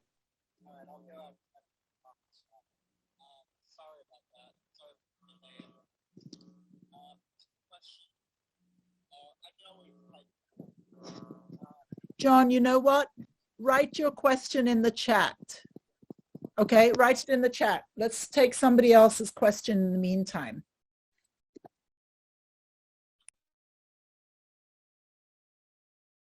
Does anybody else have a question? Jimmy, go ahead. I did. So it was mentioned a couple times about impact, that we mentioned corporate sponsorship and foundations. Could you explain what you mean by, because I hear that a lot. What does that mean? Well, there are a couple of different meanings to impact. So there's a term used today called social impact. So let's say we took secret society and we wanted to use it to create social impact for transgender communities, right? And I'm going to do my 12-month, one screening a month thing. I'm going to go to transgender community organizations, right? So the impact there is on the transgender community. Okay, so the social impact is on the transgender community. In the corporate sponsorship, when I was talking about the corporate marketing dollars, what they're interested in is, what is the impact of my marketing dollars? It's a different use of the word, right? So I'm not sure quite which one you were asking about, but in the corporate world, they just want to know, am I going to get more bang for my marketing buck by working on your project than if I spent it on, I don't know, Fox News or something? So it was more the earlier one about the, let's say I want to reach out to an underrepresented community. So again, let's taking secret society as an example. So in that scenario, when I go to a foundation or a corporate social responsibility or whomever, would I have to, or typically would I already have to have an agreement with the groups before, or do I say this is what I intend to do and then go out and go and make those relationships? I think it would depend on the funder, what they wanted. But when I think about what I've done, then I don't necessarily have those, contracts in place. But I have I've got a list. I maybe have spoken to those people, or I know them, or something like that. Okay.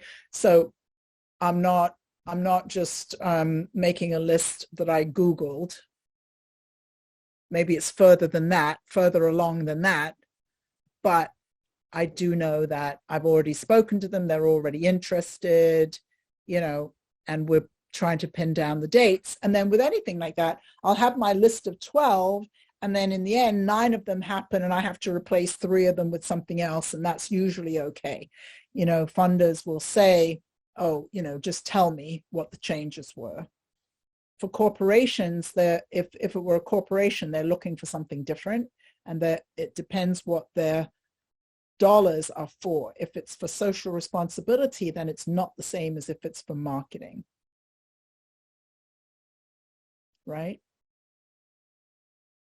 Two different things that they're looking for. Okay, John, how did Tubi cut a check for the Secret Society movie? Well, I'm not sure that I understand that question, but maybe this is what you mean. So with distribution, actually just this morning, I just saw one of my clients got a report from a distributor, and the report said, you made this money and that money and this, blah, blah, blah, blah. And so it's the same, it would be the same thing. We cannot put a movie on Tubi, right? That Tubi is not an open platform where we can put something on Tubi. We have to go through a distributor to be able to get something on Tubi.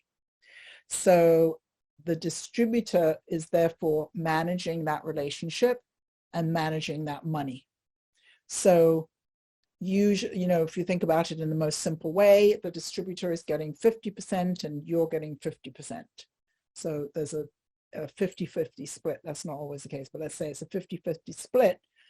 And that $100,000, I'm not sure, because I don't know enough detail from the producer, if that $100,000 was to the producer or if that was $100,000 split between the distributor and the producer. Okay, so film producing is risky business. Why do donors work with only people with great credit? I have never come across that, John. I'd have to speak to you more specifically about that issue, because I've never come across that. A donor. What's an example of a donor who only works with people with great credit scores and no debt? Was it an individual? I've been fundraising for a long time. I've never heard of that. But great credit scores and no debt. Oh, I don't even. Oh, I said it. Ah, okay. I said it. All right. Let's see. What on earth was I talking about? I said about, no. What I mean is, it's like, think of it as a sort of spiritual thing. So I didn't say credit scores. I didn't say anything about that. And I said no debt. And what I mean is that I've witnessed this with people fundraising. Often there will be some sort of block, and my work as a coach often is helping people release blocks, that are in the way. And so I believe that as a fundraiser, part of my work is to clean up what I call my money shit. And money shit appears in many ways. It could be fear about money, it could be fear about having money, it could be debt, it could be all kinds of things. And so, a lot of times people think that fundraising is just some kind of external thing that you do. It's a very internal thing. It's very internal. So we often, I find with my clients, we need to do work to clean things up in order to be able to receive. I don't usually talk in very spiritual terms, but I see it as a very spiritual thing. To receive money is a very spiritual thing, and we have to sort of be spiritually ready to receive, if that makes sense. Am I going too woo-woo? I spend a lot of time living in California, let me tell you. But no, nothing to do with credit scores and nothing to do with debt in that sense. I mean that if I'm going to be asking people for money, I have to be really clean and free to talk about money. Otherwise, my stuff gets in the way. And the more money you raise, the more you hit stuff. The bigger the amounts, there'll be a new block that you need to. How did you get me on this, John? There's certain things that I just wait until I'm working with my clients, you see. That's why. Thanks, John, Mark. Thank you. Because, you know, I think that, like, I've gotten rid of most of my fundraising books now, but I, you know, had piles, hundreds and hundreds of dollars worth of, thousands of dollars worth of books on fundraising. And eventually I realized they're all teaching technique. They don't teach the internal resistance that every human being has to raising money. Diane, would you like to say a couple of words about getting past internal resistance? How did you do that? How did you do that? Because as Joanne knows, I absolutely love raising money and really like making calls and asking people for money. And gosh, well, I mean, I feel like I've had a lot of blocks around money and raising money and like, what, you know, reasons for asking for money. And to be honest with you, a lot of the blocks I cleared working with you, because we talked about what my blocks were. Like literally like, oh, Diane, I hear you. I live in Santa Barbara, and you would hear me a lot of times talking about how wealthy Santa Barbara is and where there are pools of money versus what I potentially like what I was, had access to or something. And so, yeah, it's been really important. And also just, to be honest with you, just doing it, like literally just making those calls and letting those feelings come up. And the thing that was most important was having a team behind me so that I didn't feel like I was kind of out there by myself, even if I was making the calls. Because if you had told me that I would be so excited about making calls, you know, to raise money, I would have said, oh, God, you've got to be kidding me, you know? Well, what my memory of it is that there was a while where you were just not doing it. Now it's like, yeah, not doing it. And so when this happens with one of my clients, I have to sort of work on, well, how do we, you know, get through this and how do we get past it? When Diane got past it, it was so funny because she said to me that I had basically created a monster because anytime anybody spoke to her, she said, leave me alone. I'm raising money. And I got one of the major donors in town to give me, she gave me a $5,000 donation, but given that was my first crowdfunding campaign, that was huge. And given the films that she executive produces on, it was literally because I was able to, as a result of working with Joanne, reach out to her individually. I mean, there were steps to that, but actually reach out to her physically and get past her. You know, she has folks that answer the phones for her. Mm-hmm. Yeah. So hope that's helpful. Yeah, no, it's really a fascinating thing. And as I said, I don't talk about it much publicly, but what I do know is that anything you read about fundraising will completely leave out the human piece, will completely ignore the fact that anytime anybody is fundraising, they bring their human selves to the process, and everybody has issues, blocks, you know, whatever you want to call it. And it's just part of it, you know.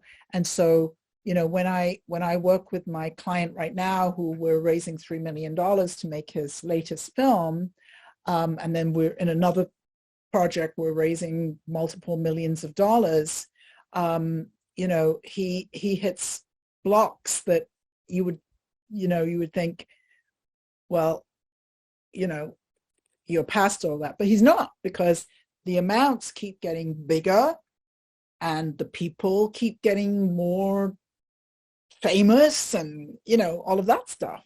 So, it's just always, any filmmaker is really an entrepreneur, and anybody who's an entrepreneur who is growing their business is constantly expanding as a human being, as a spiritual being. And expansion always means that you have to overcome parts of yourself to create that expansion, So, as I said, I see the biggest leap when somebody goes from shorts to features, but there are other leaps going on your second film, your third film, your fourth film, your series, and so on. And it's like, there's always new stuff to navigate, it's fascinating. But I think, as I said, I think that I don't remember any book that I ever saw on fundraising ever addressing any of that at all, the internal resistance to fundraising. Any more questions? No. Well, Jimmy, was that Jimmy? Yeah. Arvin had it. Yeah, but Arvin's hand was up first. Oh, Arvin. I don't just quickly. I don't recall. I mean, we talked about making shorts. Does it matter what genre? No, because there's no money to be made. There's no anything like, so yeah, any genre you want to go for it. Okay, thanks. Yeah. Have fun. If I have met occasionally, I'll meet a filmmaker who will say, I only want to make comedy, or I only want to make horror. And so if you know that, then I figure, okay, make your comedy short and then a comedy feature, and, but if that's not how you feel, then it doesn't matter. I've been blessed with an F1 race car engine between my ears, and it's like drinking from a fire hose when it comes to ideas. So the idea I told you the other day, I had like 4 other I could have easily pitched. Exactly. So no worries. I'm not concerned about that. And the thing is, the beautiful thing about this, Arvin, is that all the ideas can be measured against the business model, right? And so you might say, okay, it's my first feature. I can raise $70,000. I'd love to make a comedy, but hey, why don't this time I make something that's going to sell? And the next one I'll make a comedy when I can raise a bit more and I can put some names in. It's just a mindset thing to say, well, how can I do this in a way that's going to make it the most sustainable possible? Right. Because I remember, 30 years ago when I first brought Murray Warshawski here to Miami Beach to teach, and he had a video, and it was all these people who had mortgaged their houses, run up their credit card debt, ended up getting divorced, all of it. When I do my filmmaker success breakthrough sessions with people, I ask them about like their marriage and things like that, what is your partner going to think about this? How are they going to, because it all if it's going to be sustainable, there has to be harmony around it. I've also seen how, like I had a client who his marriage was about to fall apart, but by actually taking the leap and doing the thing he loved to do so much, they seem to be perfectly happy now. Right? So, I talk about filmmaking as in a very sort of practical business way or everything, but it's much bigger than that, Mm-hmm. But if we can do it in a sustainable way and keep building, great. Right on. Thanks. Sure. Jimmy, did you have a question or? I do. Well, more of a remark. First of all, thank you. This is great. Even though I've I am one of your clients. It's really, you've heard it all before. I've learned a lot actually back this time. Great. So thank you. And also, I was going to ask about, gosh, what was on my mind? The woo stuff. It's just a suggestion when you do your clubhouse event, maybe to have maybe once a month, have it about the spiritual mindset of fundraising. I think it's important to bring that into the clubhouse piece. I think the one question I wanted to ask, and I have an assumption. I have an answer in mind to this, but I don't want to assume I know the answer. Was there a reason that you suggested we look at Secret Society, a film that you believed was made for none of us? Was that intentional? Yes. I mean, I think I have an answer, but I think it was. And why was that that you made us do that stretch assignment versus something, easier, like, I don't know, the history of vanilla ice cream on the plains of Idaho by a harp playing, lapsed Mormon throuple. That was very deep. That kind of deep. Why this? I think that, what you said about, oh my gosh, I've now discovered Tubi and I now see all this content that I didn't know that's a great byproduct. But what I was really, I cannot tell you how obsessed I am with this film. I'm obsessed with this film.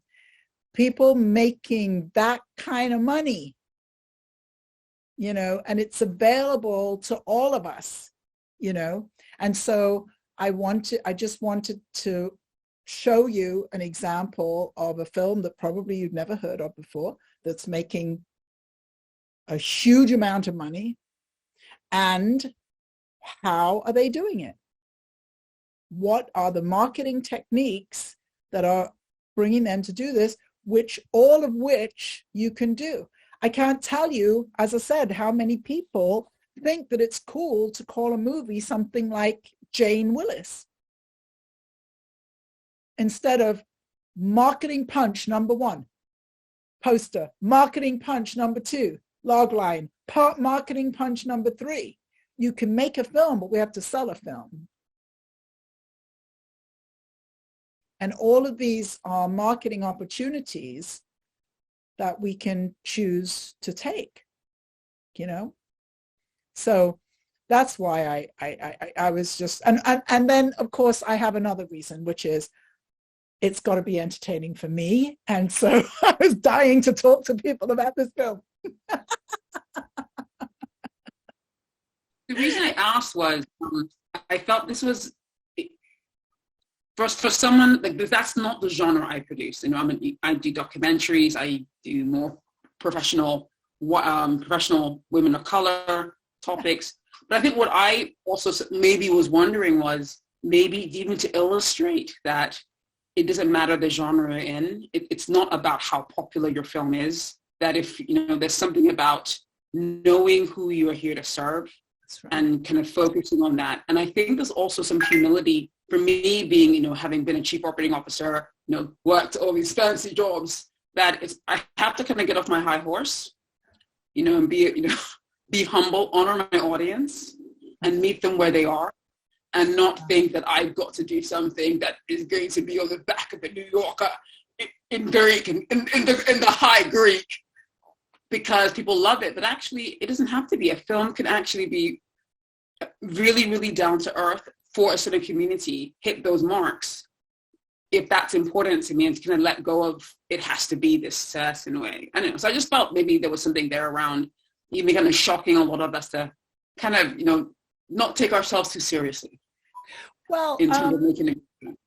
I just really feel, I think that the thing that if there's something I'm the most excited about filmmaking right now, it's this idea that if you can really think about your audience, that there are vehicles to reach your audience,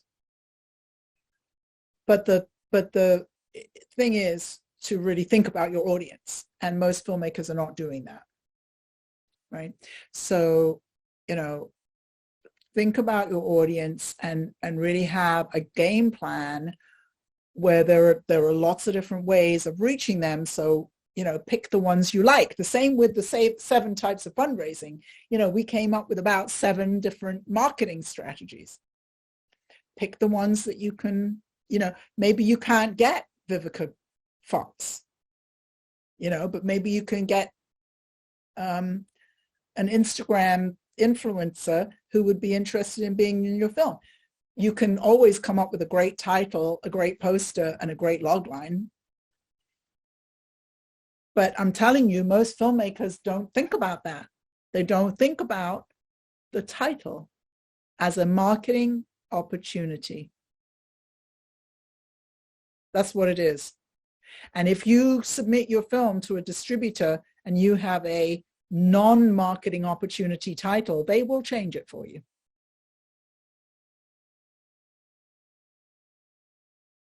And then they'll say things like, yeah, but it starts with Y, so we need to come up with something that starts with A.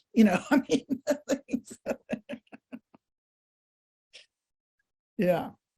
Diane, I'm not sure if you still have your hand up. Oh, no, yeah, I did have a question. Actually, a pretty simple one. And thank you, Jimmy. I really love that. I could definitely relate to what you were talking about in terms of, coming from academia and all the, and other places, it just, my head can be someplace else other than, it feels like reality on that. So Joanne, at what point then, I know this is a pretty simple question, but when do you make a movie poster before you ever make the film? I mean, in terms of. Yeah, I always suggest to my clients that they don't, because I've always worked with distributors that do. And in my humble opinion, filmmakers don't know how to do that. Oh, I mean, get a graphic artist and stuff, but I mean, no, I don't mean that. But you mean the marketing? They don't know how to market. Like, as I said, I just saw the poster for this feature collection of shorts that my client is in, and I can't believe how horrible it is. It's just stunning to me. Absolutely I think I know which one you're referring to, and given how great the title is in the film, I would have to agree. Unbelievable. But somebody thought that was a good idea, but no distributor would ever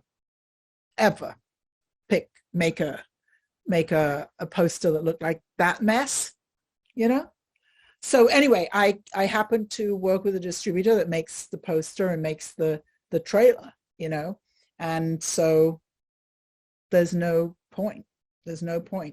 Thank you, Sarah. Wow, it's late there. All the best from Somerset. Somerset. That's nice. Bye, Sarah. Sonia, I saw you come on. Hey, Sonia, I've been waiting for you all day because you were the one person who had seen Secret Society before. We've now spent the whole day talking about Secret Society. So I know. I'm sorry. I had to travel, and then I was in a meeting. I just got out of a meeting, and I was like, I wasn't expecting it to be that long. So, and I'm so glad you all are still on here. Hi, everyone. We're just chilling. We're just hanging. I love it. So, Sonia, I want to know from you, I'm so curious about this. What, if you could articulate, what had you choose to watch Secret Society? Do you remember? What was it that got you to watch that movie? My daughter. She's like, oh, you got to watch Secret Society. So me thinking, How old is your daughter? She's 28. Ah. And she said, you got to watch it. So I watched it. And I'm telling you, it's listen, Mom, I had to I'm still picking my mouth up off the floor. That's right. Me too. I was like, wow. And it just made me think, how many people are actually doing that? Oh, Who are not just, and I have to say, then if you are afraid to tell who you are you really being, you say you want to be this way, then are you really being true to yourself because you're hiding it? And so, but it was I loved it. I thought it was well written enough where it kept me intrigued. I never would have thought that in a million years. Never. But it was a good movie. They have a part 2. She watched part 2. It just came out. And your daughter, do you know how she came across it? I think her friends, it was on social media. Okay. And they were talking about it. And she's not a TV watcher. So for her to watch it, it must have been, pretty good. That's interesting. A very young friend of mine, 31, she just died actually, sad to say. But anyway, she never watches movies, but she loves Instagram. She used to make music videos and things like that. And so that generation is not really into watching long form content the way that we're used to it. So we talked about secret society and having influencers, who have 1.5 million, 3 million followers and things like that. And they really, that's where they did their campaign. They really did their marketing with social media. That's a good idea, because one thing I heard you were talking about what attracts people to different things, and I'm truly one that believes, because I write books as well, and so you look at that book. If I can look at the cover and the title, especially the title, like I have a book I'm working, I haven't started, but it's in here. It's called "Who Turned Up the Greens." Turn up greens. So it's turn up. So on the cover, it's an older woman cooking turnip greens in a pot. And so, but the whole story, because what does that mean? So it makes you want to get that book. And I believe in titles like that. Man, I want to see what that's about. So, yeah. But I think that's a great marketing strategy. Hit them influencers, and put it out there. Heck, get some of them to even be in your movie. Bye, Brandy. Thanks for coming. Talk soon. Yeah, I'm so glad you showed up, Sonia, because I was just very curious how you came across the movie. So it doesn't surprise me that a 28-year-old told you about the movie. I would have watched it. You would have? Yeah, because of the. I just think that the LGBT content, it's unusual. I'm a cis woman, and I started a film festival years ago called Queer Flickering Light that became the Miami Gay and Lesbian Film Festival. And I'm very used to watching LGBT films, because I was involved in a variety of ways. I watched even all the films that were only made for men. But so I was just very interested about the LGBT content, and yet they never said anything about it having LGBT content. The same thing, right? It wasn't marketed like that. A League of Our Own. They have the you see that new series they have out called The League of Its Own. Isn't it good, Diane? It's very good. Yeah, it's really different from the original film in terms of what you're talking about in terms of LGBTQ. Yeah. I would have known it was an LGBTQ film. I never knew that. It was just a good movie, a good series. Well, things have changed. It used to be that, when I ran the cinema, which was 1980 to 1990 or 92 or so, Sarah, who just left, we talked about Derek Jarman. So we showed, Derek Jarman was a very early gay filmmaker, and we showed one of his later films, but then we showed all the very early films of the very, very young gay filmmakers. And it was so new. We were hearing a new voice. So that was back in the 90s. We started the cinema in 1990. And it was interesting because he was my boyfriend at the time, but we ran the cinema together, and he used to write this marketing, and he wrote an FAQ, and he said, why do we show so many gay films? And the first, and he was straight too, and he put first answer was because they're the best. You know, these voices that we were hearing were just like unbelievable. You know, so we've gone from a place of like, oh, we had LGBT films that people were complaining about. Why do you show so many gay films? You know, complaining. We had a very LGBT audience who came to those films, and then the rest of the audience came to the other films. You know, and then I remember a certain time where we were showing this one LGBT film, and it was a little risque. Actually, a friend of mine wrote it. What was it called? Leather Jacket Love Story. That's right. Leather Jacket Love Story. Oh, it was a little naughty. And this very elegant middle class, you know, straight couple came in their 70s. And we were chatting, and I said, "Oh, do you know what this film is that you're coming to see?" And they were like, "Oh, we see every movie you show here." Right? So it changed, and people who were not LGBT started to enjoy LGBT content. And it seems to me only natural that you get to a point where it's like whatever.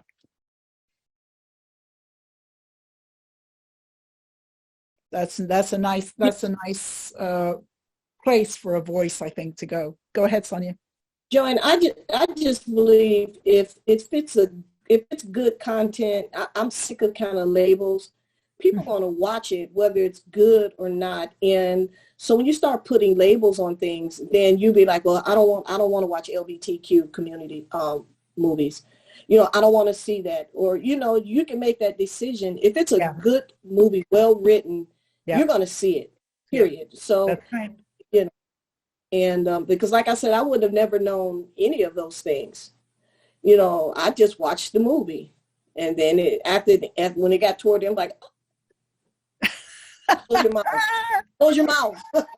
Yes, I know. It's just like... I wanted to chime in on that too, because I stopped watching around 3 minutes. First of all, because I thought the acting was bad.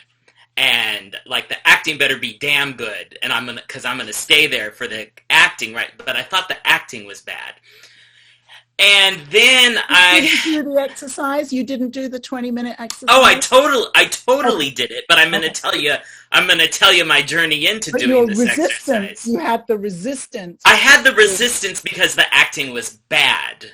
Right? They were not good actors. And so I'm an actor, so that's the first thing I'm looking at. And then the second thing was that I hadn't bought into the storyline yet. The third thing was, like you said, the very first song was like, oh, okay, come on, really? All of this expletive stuff. And so I had turned it off, and I was getting ready for all of this stuff we were about to do today. And then I thought, okay, well, I better just go back and watch it and just stay with it, because it is an assignment, right? Mm-hmm. I had suspended my disbelief and bought in I can't really call at what moment. So I got over the bad acting, and I got over the urban house film sound, right? Mm-hmm. And then it became oh shit, that just happened. And then oh shit, that did not just happen. So because it's a good story, and that's what drove it. And I gotta tell you, I can't wait to go back, because I was just at the scene where that white guy got on the bed for the black trans. So there was, it kept hooking you back in. Because I'm going to tell you, like, even when I saw Hot Felon, I was like, shoot, they are gimmicking, like, so gimmicky, right? It's a gimmick. But then they hooked you right back in with really good story, and I don't want to say salacious, or just the idea of suspending disbelief that, like, this is somebody's life, right? So, and then it was entertaining. At that point, it got entertaining, and when they got on the I can't remember the line, but when they got on the yacht and were like kind of judgy about the yacht or whatever, and they're like, see, it is better to live with a pussy. So that's all I'm saying. It just was like, if you went down the road of the journey, suspended your disbelief, they kept hooking you right back in. So good show. Good show. Good story. Great story. Great Yeah. story. It was just a stunning over and over and over and over again. Yeah, because at that point, I didn't care, like, trans or not trans, gay or not. I didn't care about that. I was like, man, they're going on a journey, and I'm here for it. You know? Come on. Oh, you know, I Absolutely. completely forgot when we were talking about marketing strategies. Does anybody remember the opening shot in the movie? Yeah. I was thinking Shakespeare. That's a marketing, Shakespeare, I love it. strategy that is basically that says we're in a thriller. Yeah. We're in a thriller. And so it gets kind of sweet for a couple of minutes after that.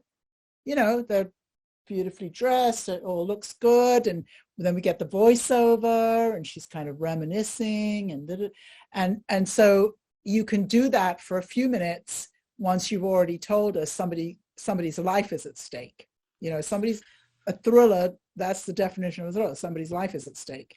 So it also... And then she wakes up and it's like, oh, it was just a dream, but we already know we're in a thriller. One of the other reasons why I stuck with it was because the same devices are used on the Netflix show called You. Oh, yeah. And if you've ever watched You, it like some of the acting in there is like, oh, but they're using bad acting as a device here. And then you peek through and you're like, oh, wait, they're freaking good actors. They just know how to be good actors who can act bad.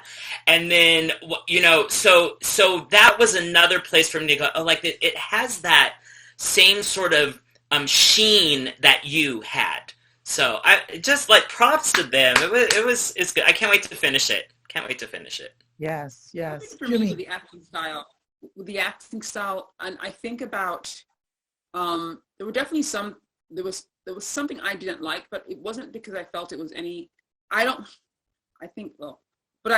I'm just trying to say is I do think that different genres, for lack of a better word, actually have different styles for acting, and it's not that they're necessarily good or bad, just different. I'm Nigerian, Nollywood. If you came and did, I don't know, a Brokeback Mountain level of acting in Nollywood, they'd walk out. That's not what they came to see. I didn't come to see boring. If I wanted to go to sleep, I can go to my house. Yeah. I didn't want to watch something that put me to sleep. And I do think that what I like about African American theater is it is a bit more vivacious. So I would just say stylistically, it's a different approach to storytelling. And which again, one man's poison is another person's fruit. Yeah. But the story was a good story. And I think when I'm watching Bollywood film from India, again, it's a different way they tell stories. If I'm watching a Japanese Noh play, listen, if I'm watching the opera, right, I'm not expecting them to show up for an opera the way they show up for Agents of S.H.I.E.L.D. It will just be that's not why I'm going. So I feel it is an African-American urban film. I am expecting a bit of, I want to hold the acting with both hands, put my arms around it and no, this is being acted. But that's not what I like about it. I love that point. I love that point because I never crossed my mind it was bad acting. I never thought of that once. I'm constantly looking in those eyes to see if they're making it, like they're connecting to it, Constantly looking in those eyes. Like The Help, like how The Help was acted, you may see that was really good acting, but that was not an African-American film. That film was not made for me. No. It wasn't made to enter. It was made for other people, how they expected people like me to act, but not really a story made by us for us. The other thing about Secret Society is it's all about surface and image and pretend, and what is real and what is not real. And that is the major theme of the movie. Mm-hmm. You know, so because you know what, go ahead. That's Sonia? No, Jimmy, that was very good. And now you get me thinking, Jimmy, right? So just like John looks at acting. I look at acting too, but my thing is I love the storyline. If the storyline is not good, I'm not investing my time in it. No. You know what I mean? I'm just not going to invest my time in it. You know, of course, if the act, and then you got a good storyline, then you look at the actors, you know, so what if they had placed professional actors in there? To me, that it probably would be on national, you know, in all the theaters. And I think storyline. And I think that's the point I'm speaking to, is that story transcends. That's really, I think, the point. Because like I said, here were all of the things that I wasn't going to buy into. And the first thing is like the acting better be good. Well, I got over that. It was like, oh, shoot, the hook. Oh, my God, they hooked me back in. So, you know what? It makes it a fun, wild ride to watch that film. Fun. They did a good job. There was something with the understated acting that one of the things that really touched me was because he was very stilted and very guarded. I know a lot of black men who take pride in just having no emotion. Right. Well, not all the time, but I'm tough. Yeah. But it was his stiltedness, and when it turned out he already knew and did not and loved her anyway, you know, and it was just like not again his emotion didn't change because it was like that's just not even an issue for him. Let's move forward. And I just like that subtlety. It was very, very subtle. I think his very minimal responsiveness actually worked in showing how he was able to move forward and just accept her for who she was. That was well, now you've just ruined everything for the people who haven't finished it. And then he became a vampire, and then the vampires. And then it turned into a comedy. Terminator comedy, you know. Yeah, Terminator comedy.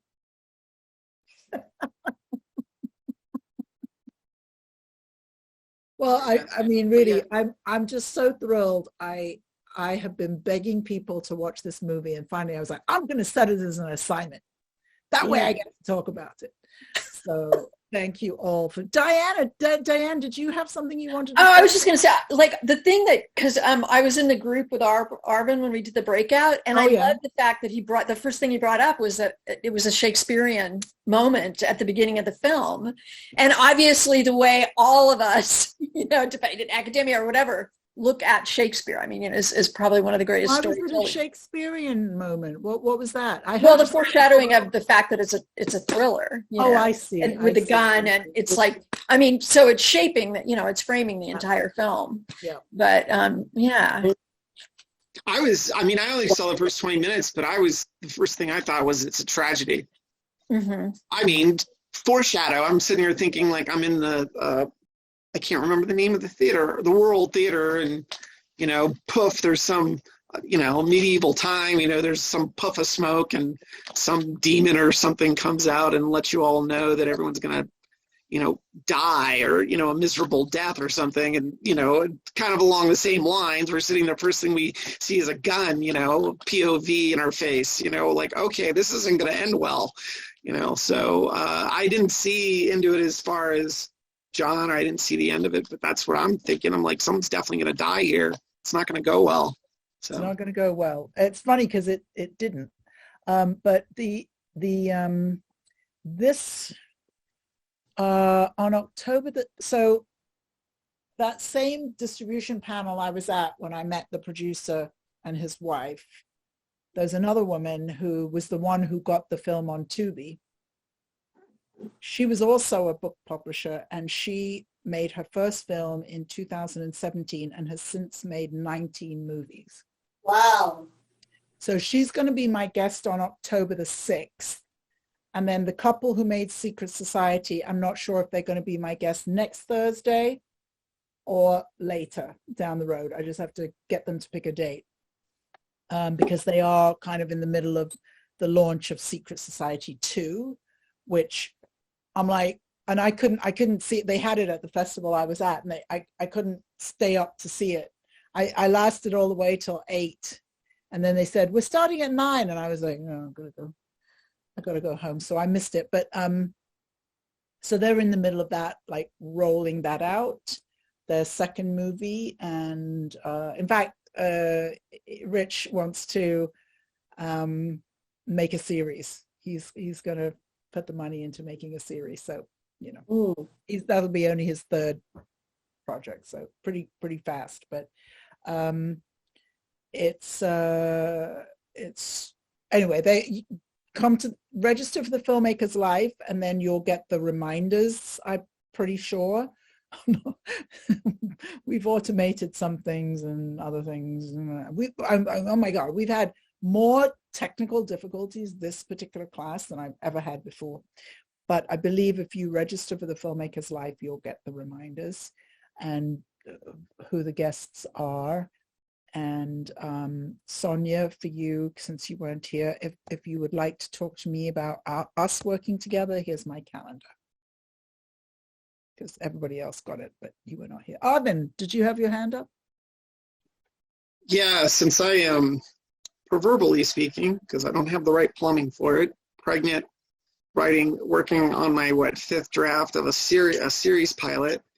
And we did we did talk about this before. I'm just thinking like pivoting with it is from a business standpoint. Mark, I've thought about, and I know this gets into a whole other list of things. I know it can be expensive too, but maybe turning it into a graphic novel.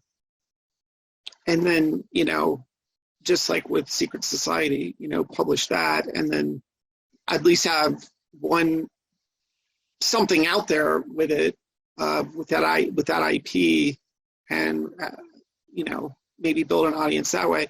But I mean, I've got film ideas. I could easily make a feature. I would need to talk to you. I'd need to talk to you a little bit longer, because when I do my Filmmaker Success Breakthrough sessions, and I really try and get a sense of your vision for your future, then I know better what next step. Or if you signed up for the VIP next week when we meet, I don't have it off the top of my head, but I technically know the day and the time. Let's see if I have it in my calendar. Anyway, if you're signed up for that, we'll probably be able to get there then. I don't know it off the top of my head. Lexi tells me what to do, otherwise I don't know what I'm doing. But I think that the idea of writing a book or the graphic novel, I think, is just because when you're in that sort of chasm of going to make your first feature, it does seem like such a mountain. It feels like, well, this would be a step to go first. And I think that's fine, but I would say go for the film, because I'm about film, but I would say go for the film. I think that if you are willing to raise money, it's the film. Okay. Make the film. Well, I mean, I've already got a synopsis and everything for a horror film, so that's not a problem. I just need to. And I loved the idea for your project. It's just that having it be a pilot is just, I'm like, but making that longer into a feature, that's not too difficult. Yeah, that wouldn't be. So I could turn it into a feature instead of a okay. Yeah. Yeah. That actually makes some sense based off some of the notes I've got back from my last writers group. So that works. Yeah. That would be my recommendation. Sonia, go ahead. Hey, I understand it was a contact list, and I was trying to locate it. So I didn't make a contact list. Okay. Joanne, there's I think was it Brandy or someone made a Google sheet, and it's, if you go back in the chat, Wow, people are resourceful. This is the first time I've taught in a long time with no assistant, and I barely know what's going on. So Sonia, Brandy made one. It's at 12:23. PM in the chat if that helps at all. No, she might have made it personally, so I see what. You can't see it because it's okay. No, she wasn't here then, and I got thrown out, so I don't have the chat before I got thrown out. Well, yeah, okay, I just put it in, Sonia. Fantastic. Okay, thank you. How very resourceful. You see, filmmakers, very resourceful.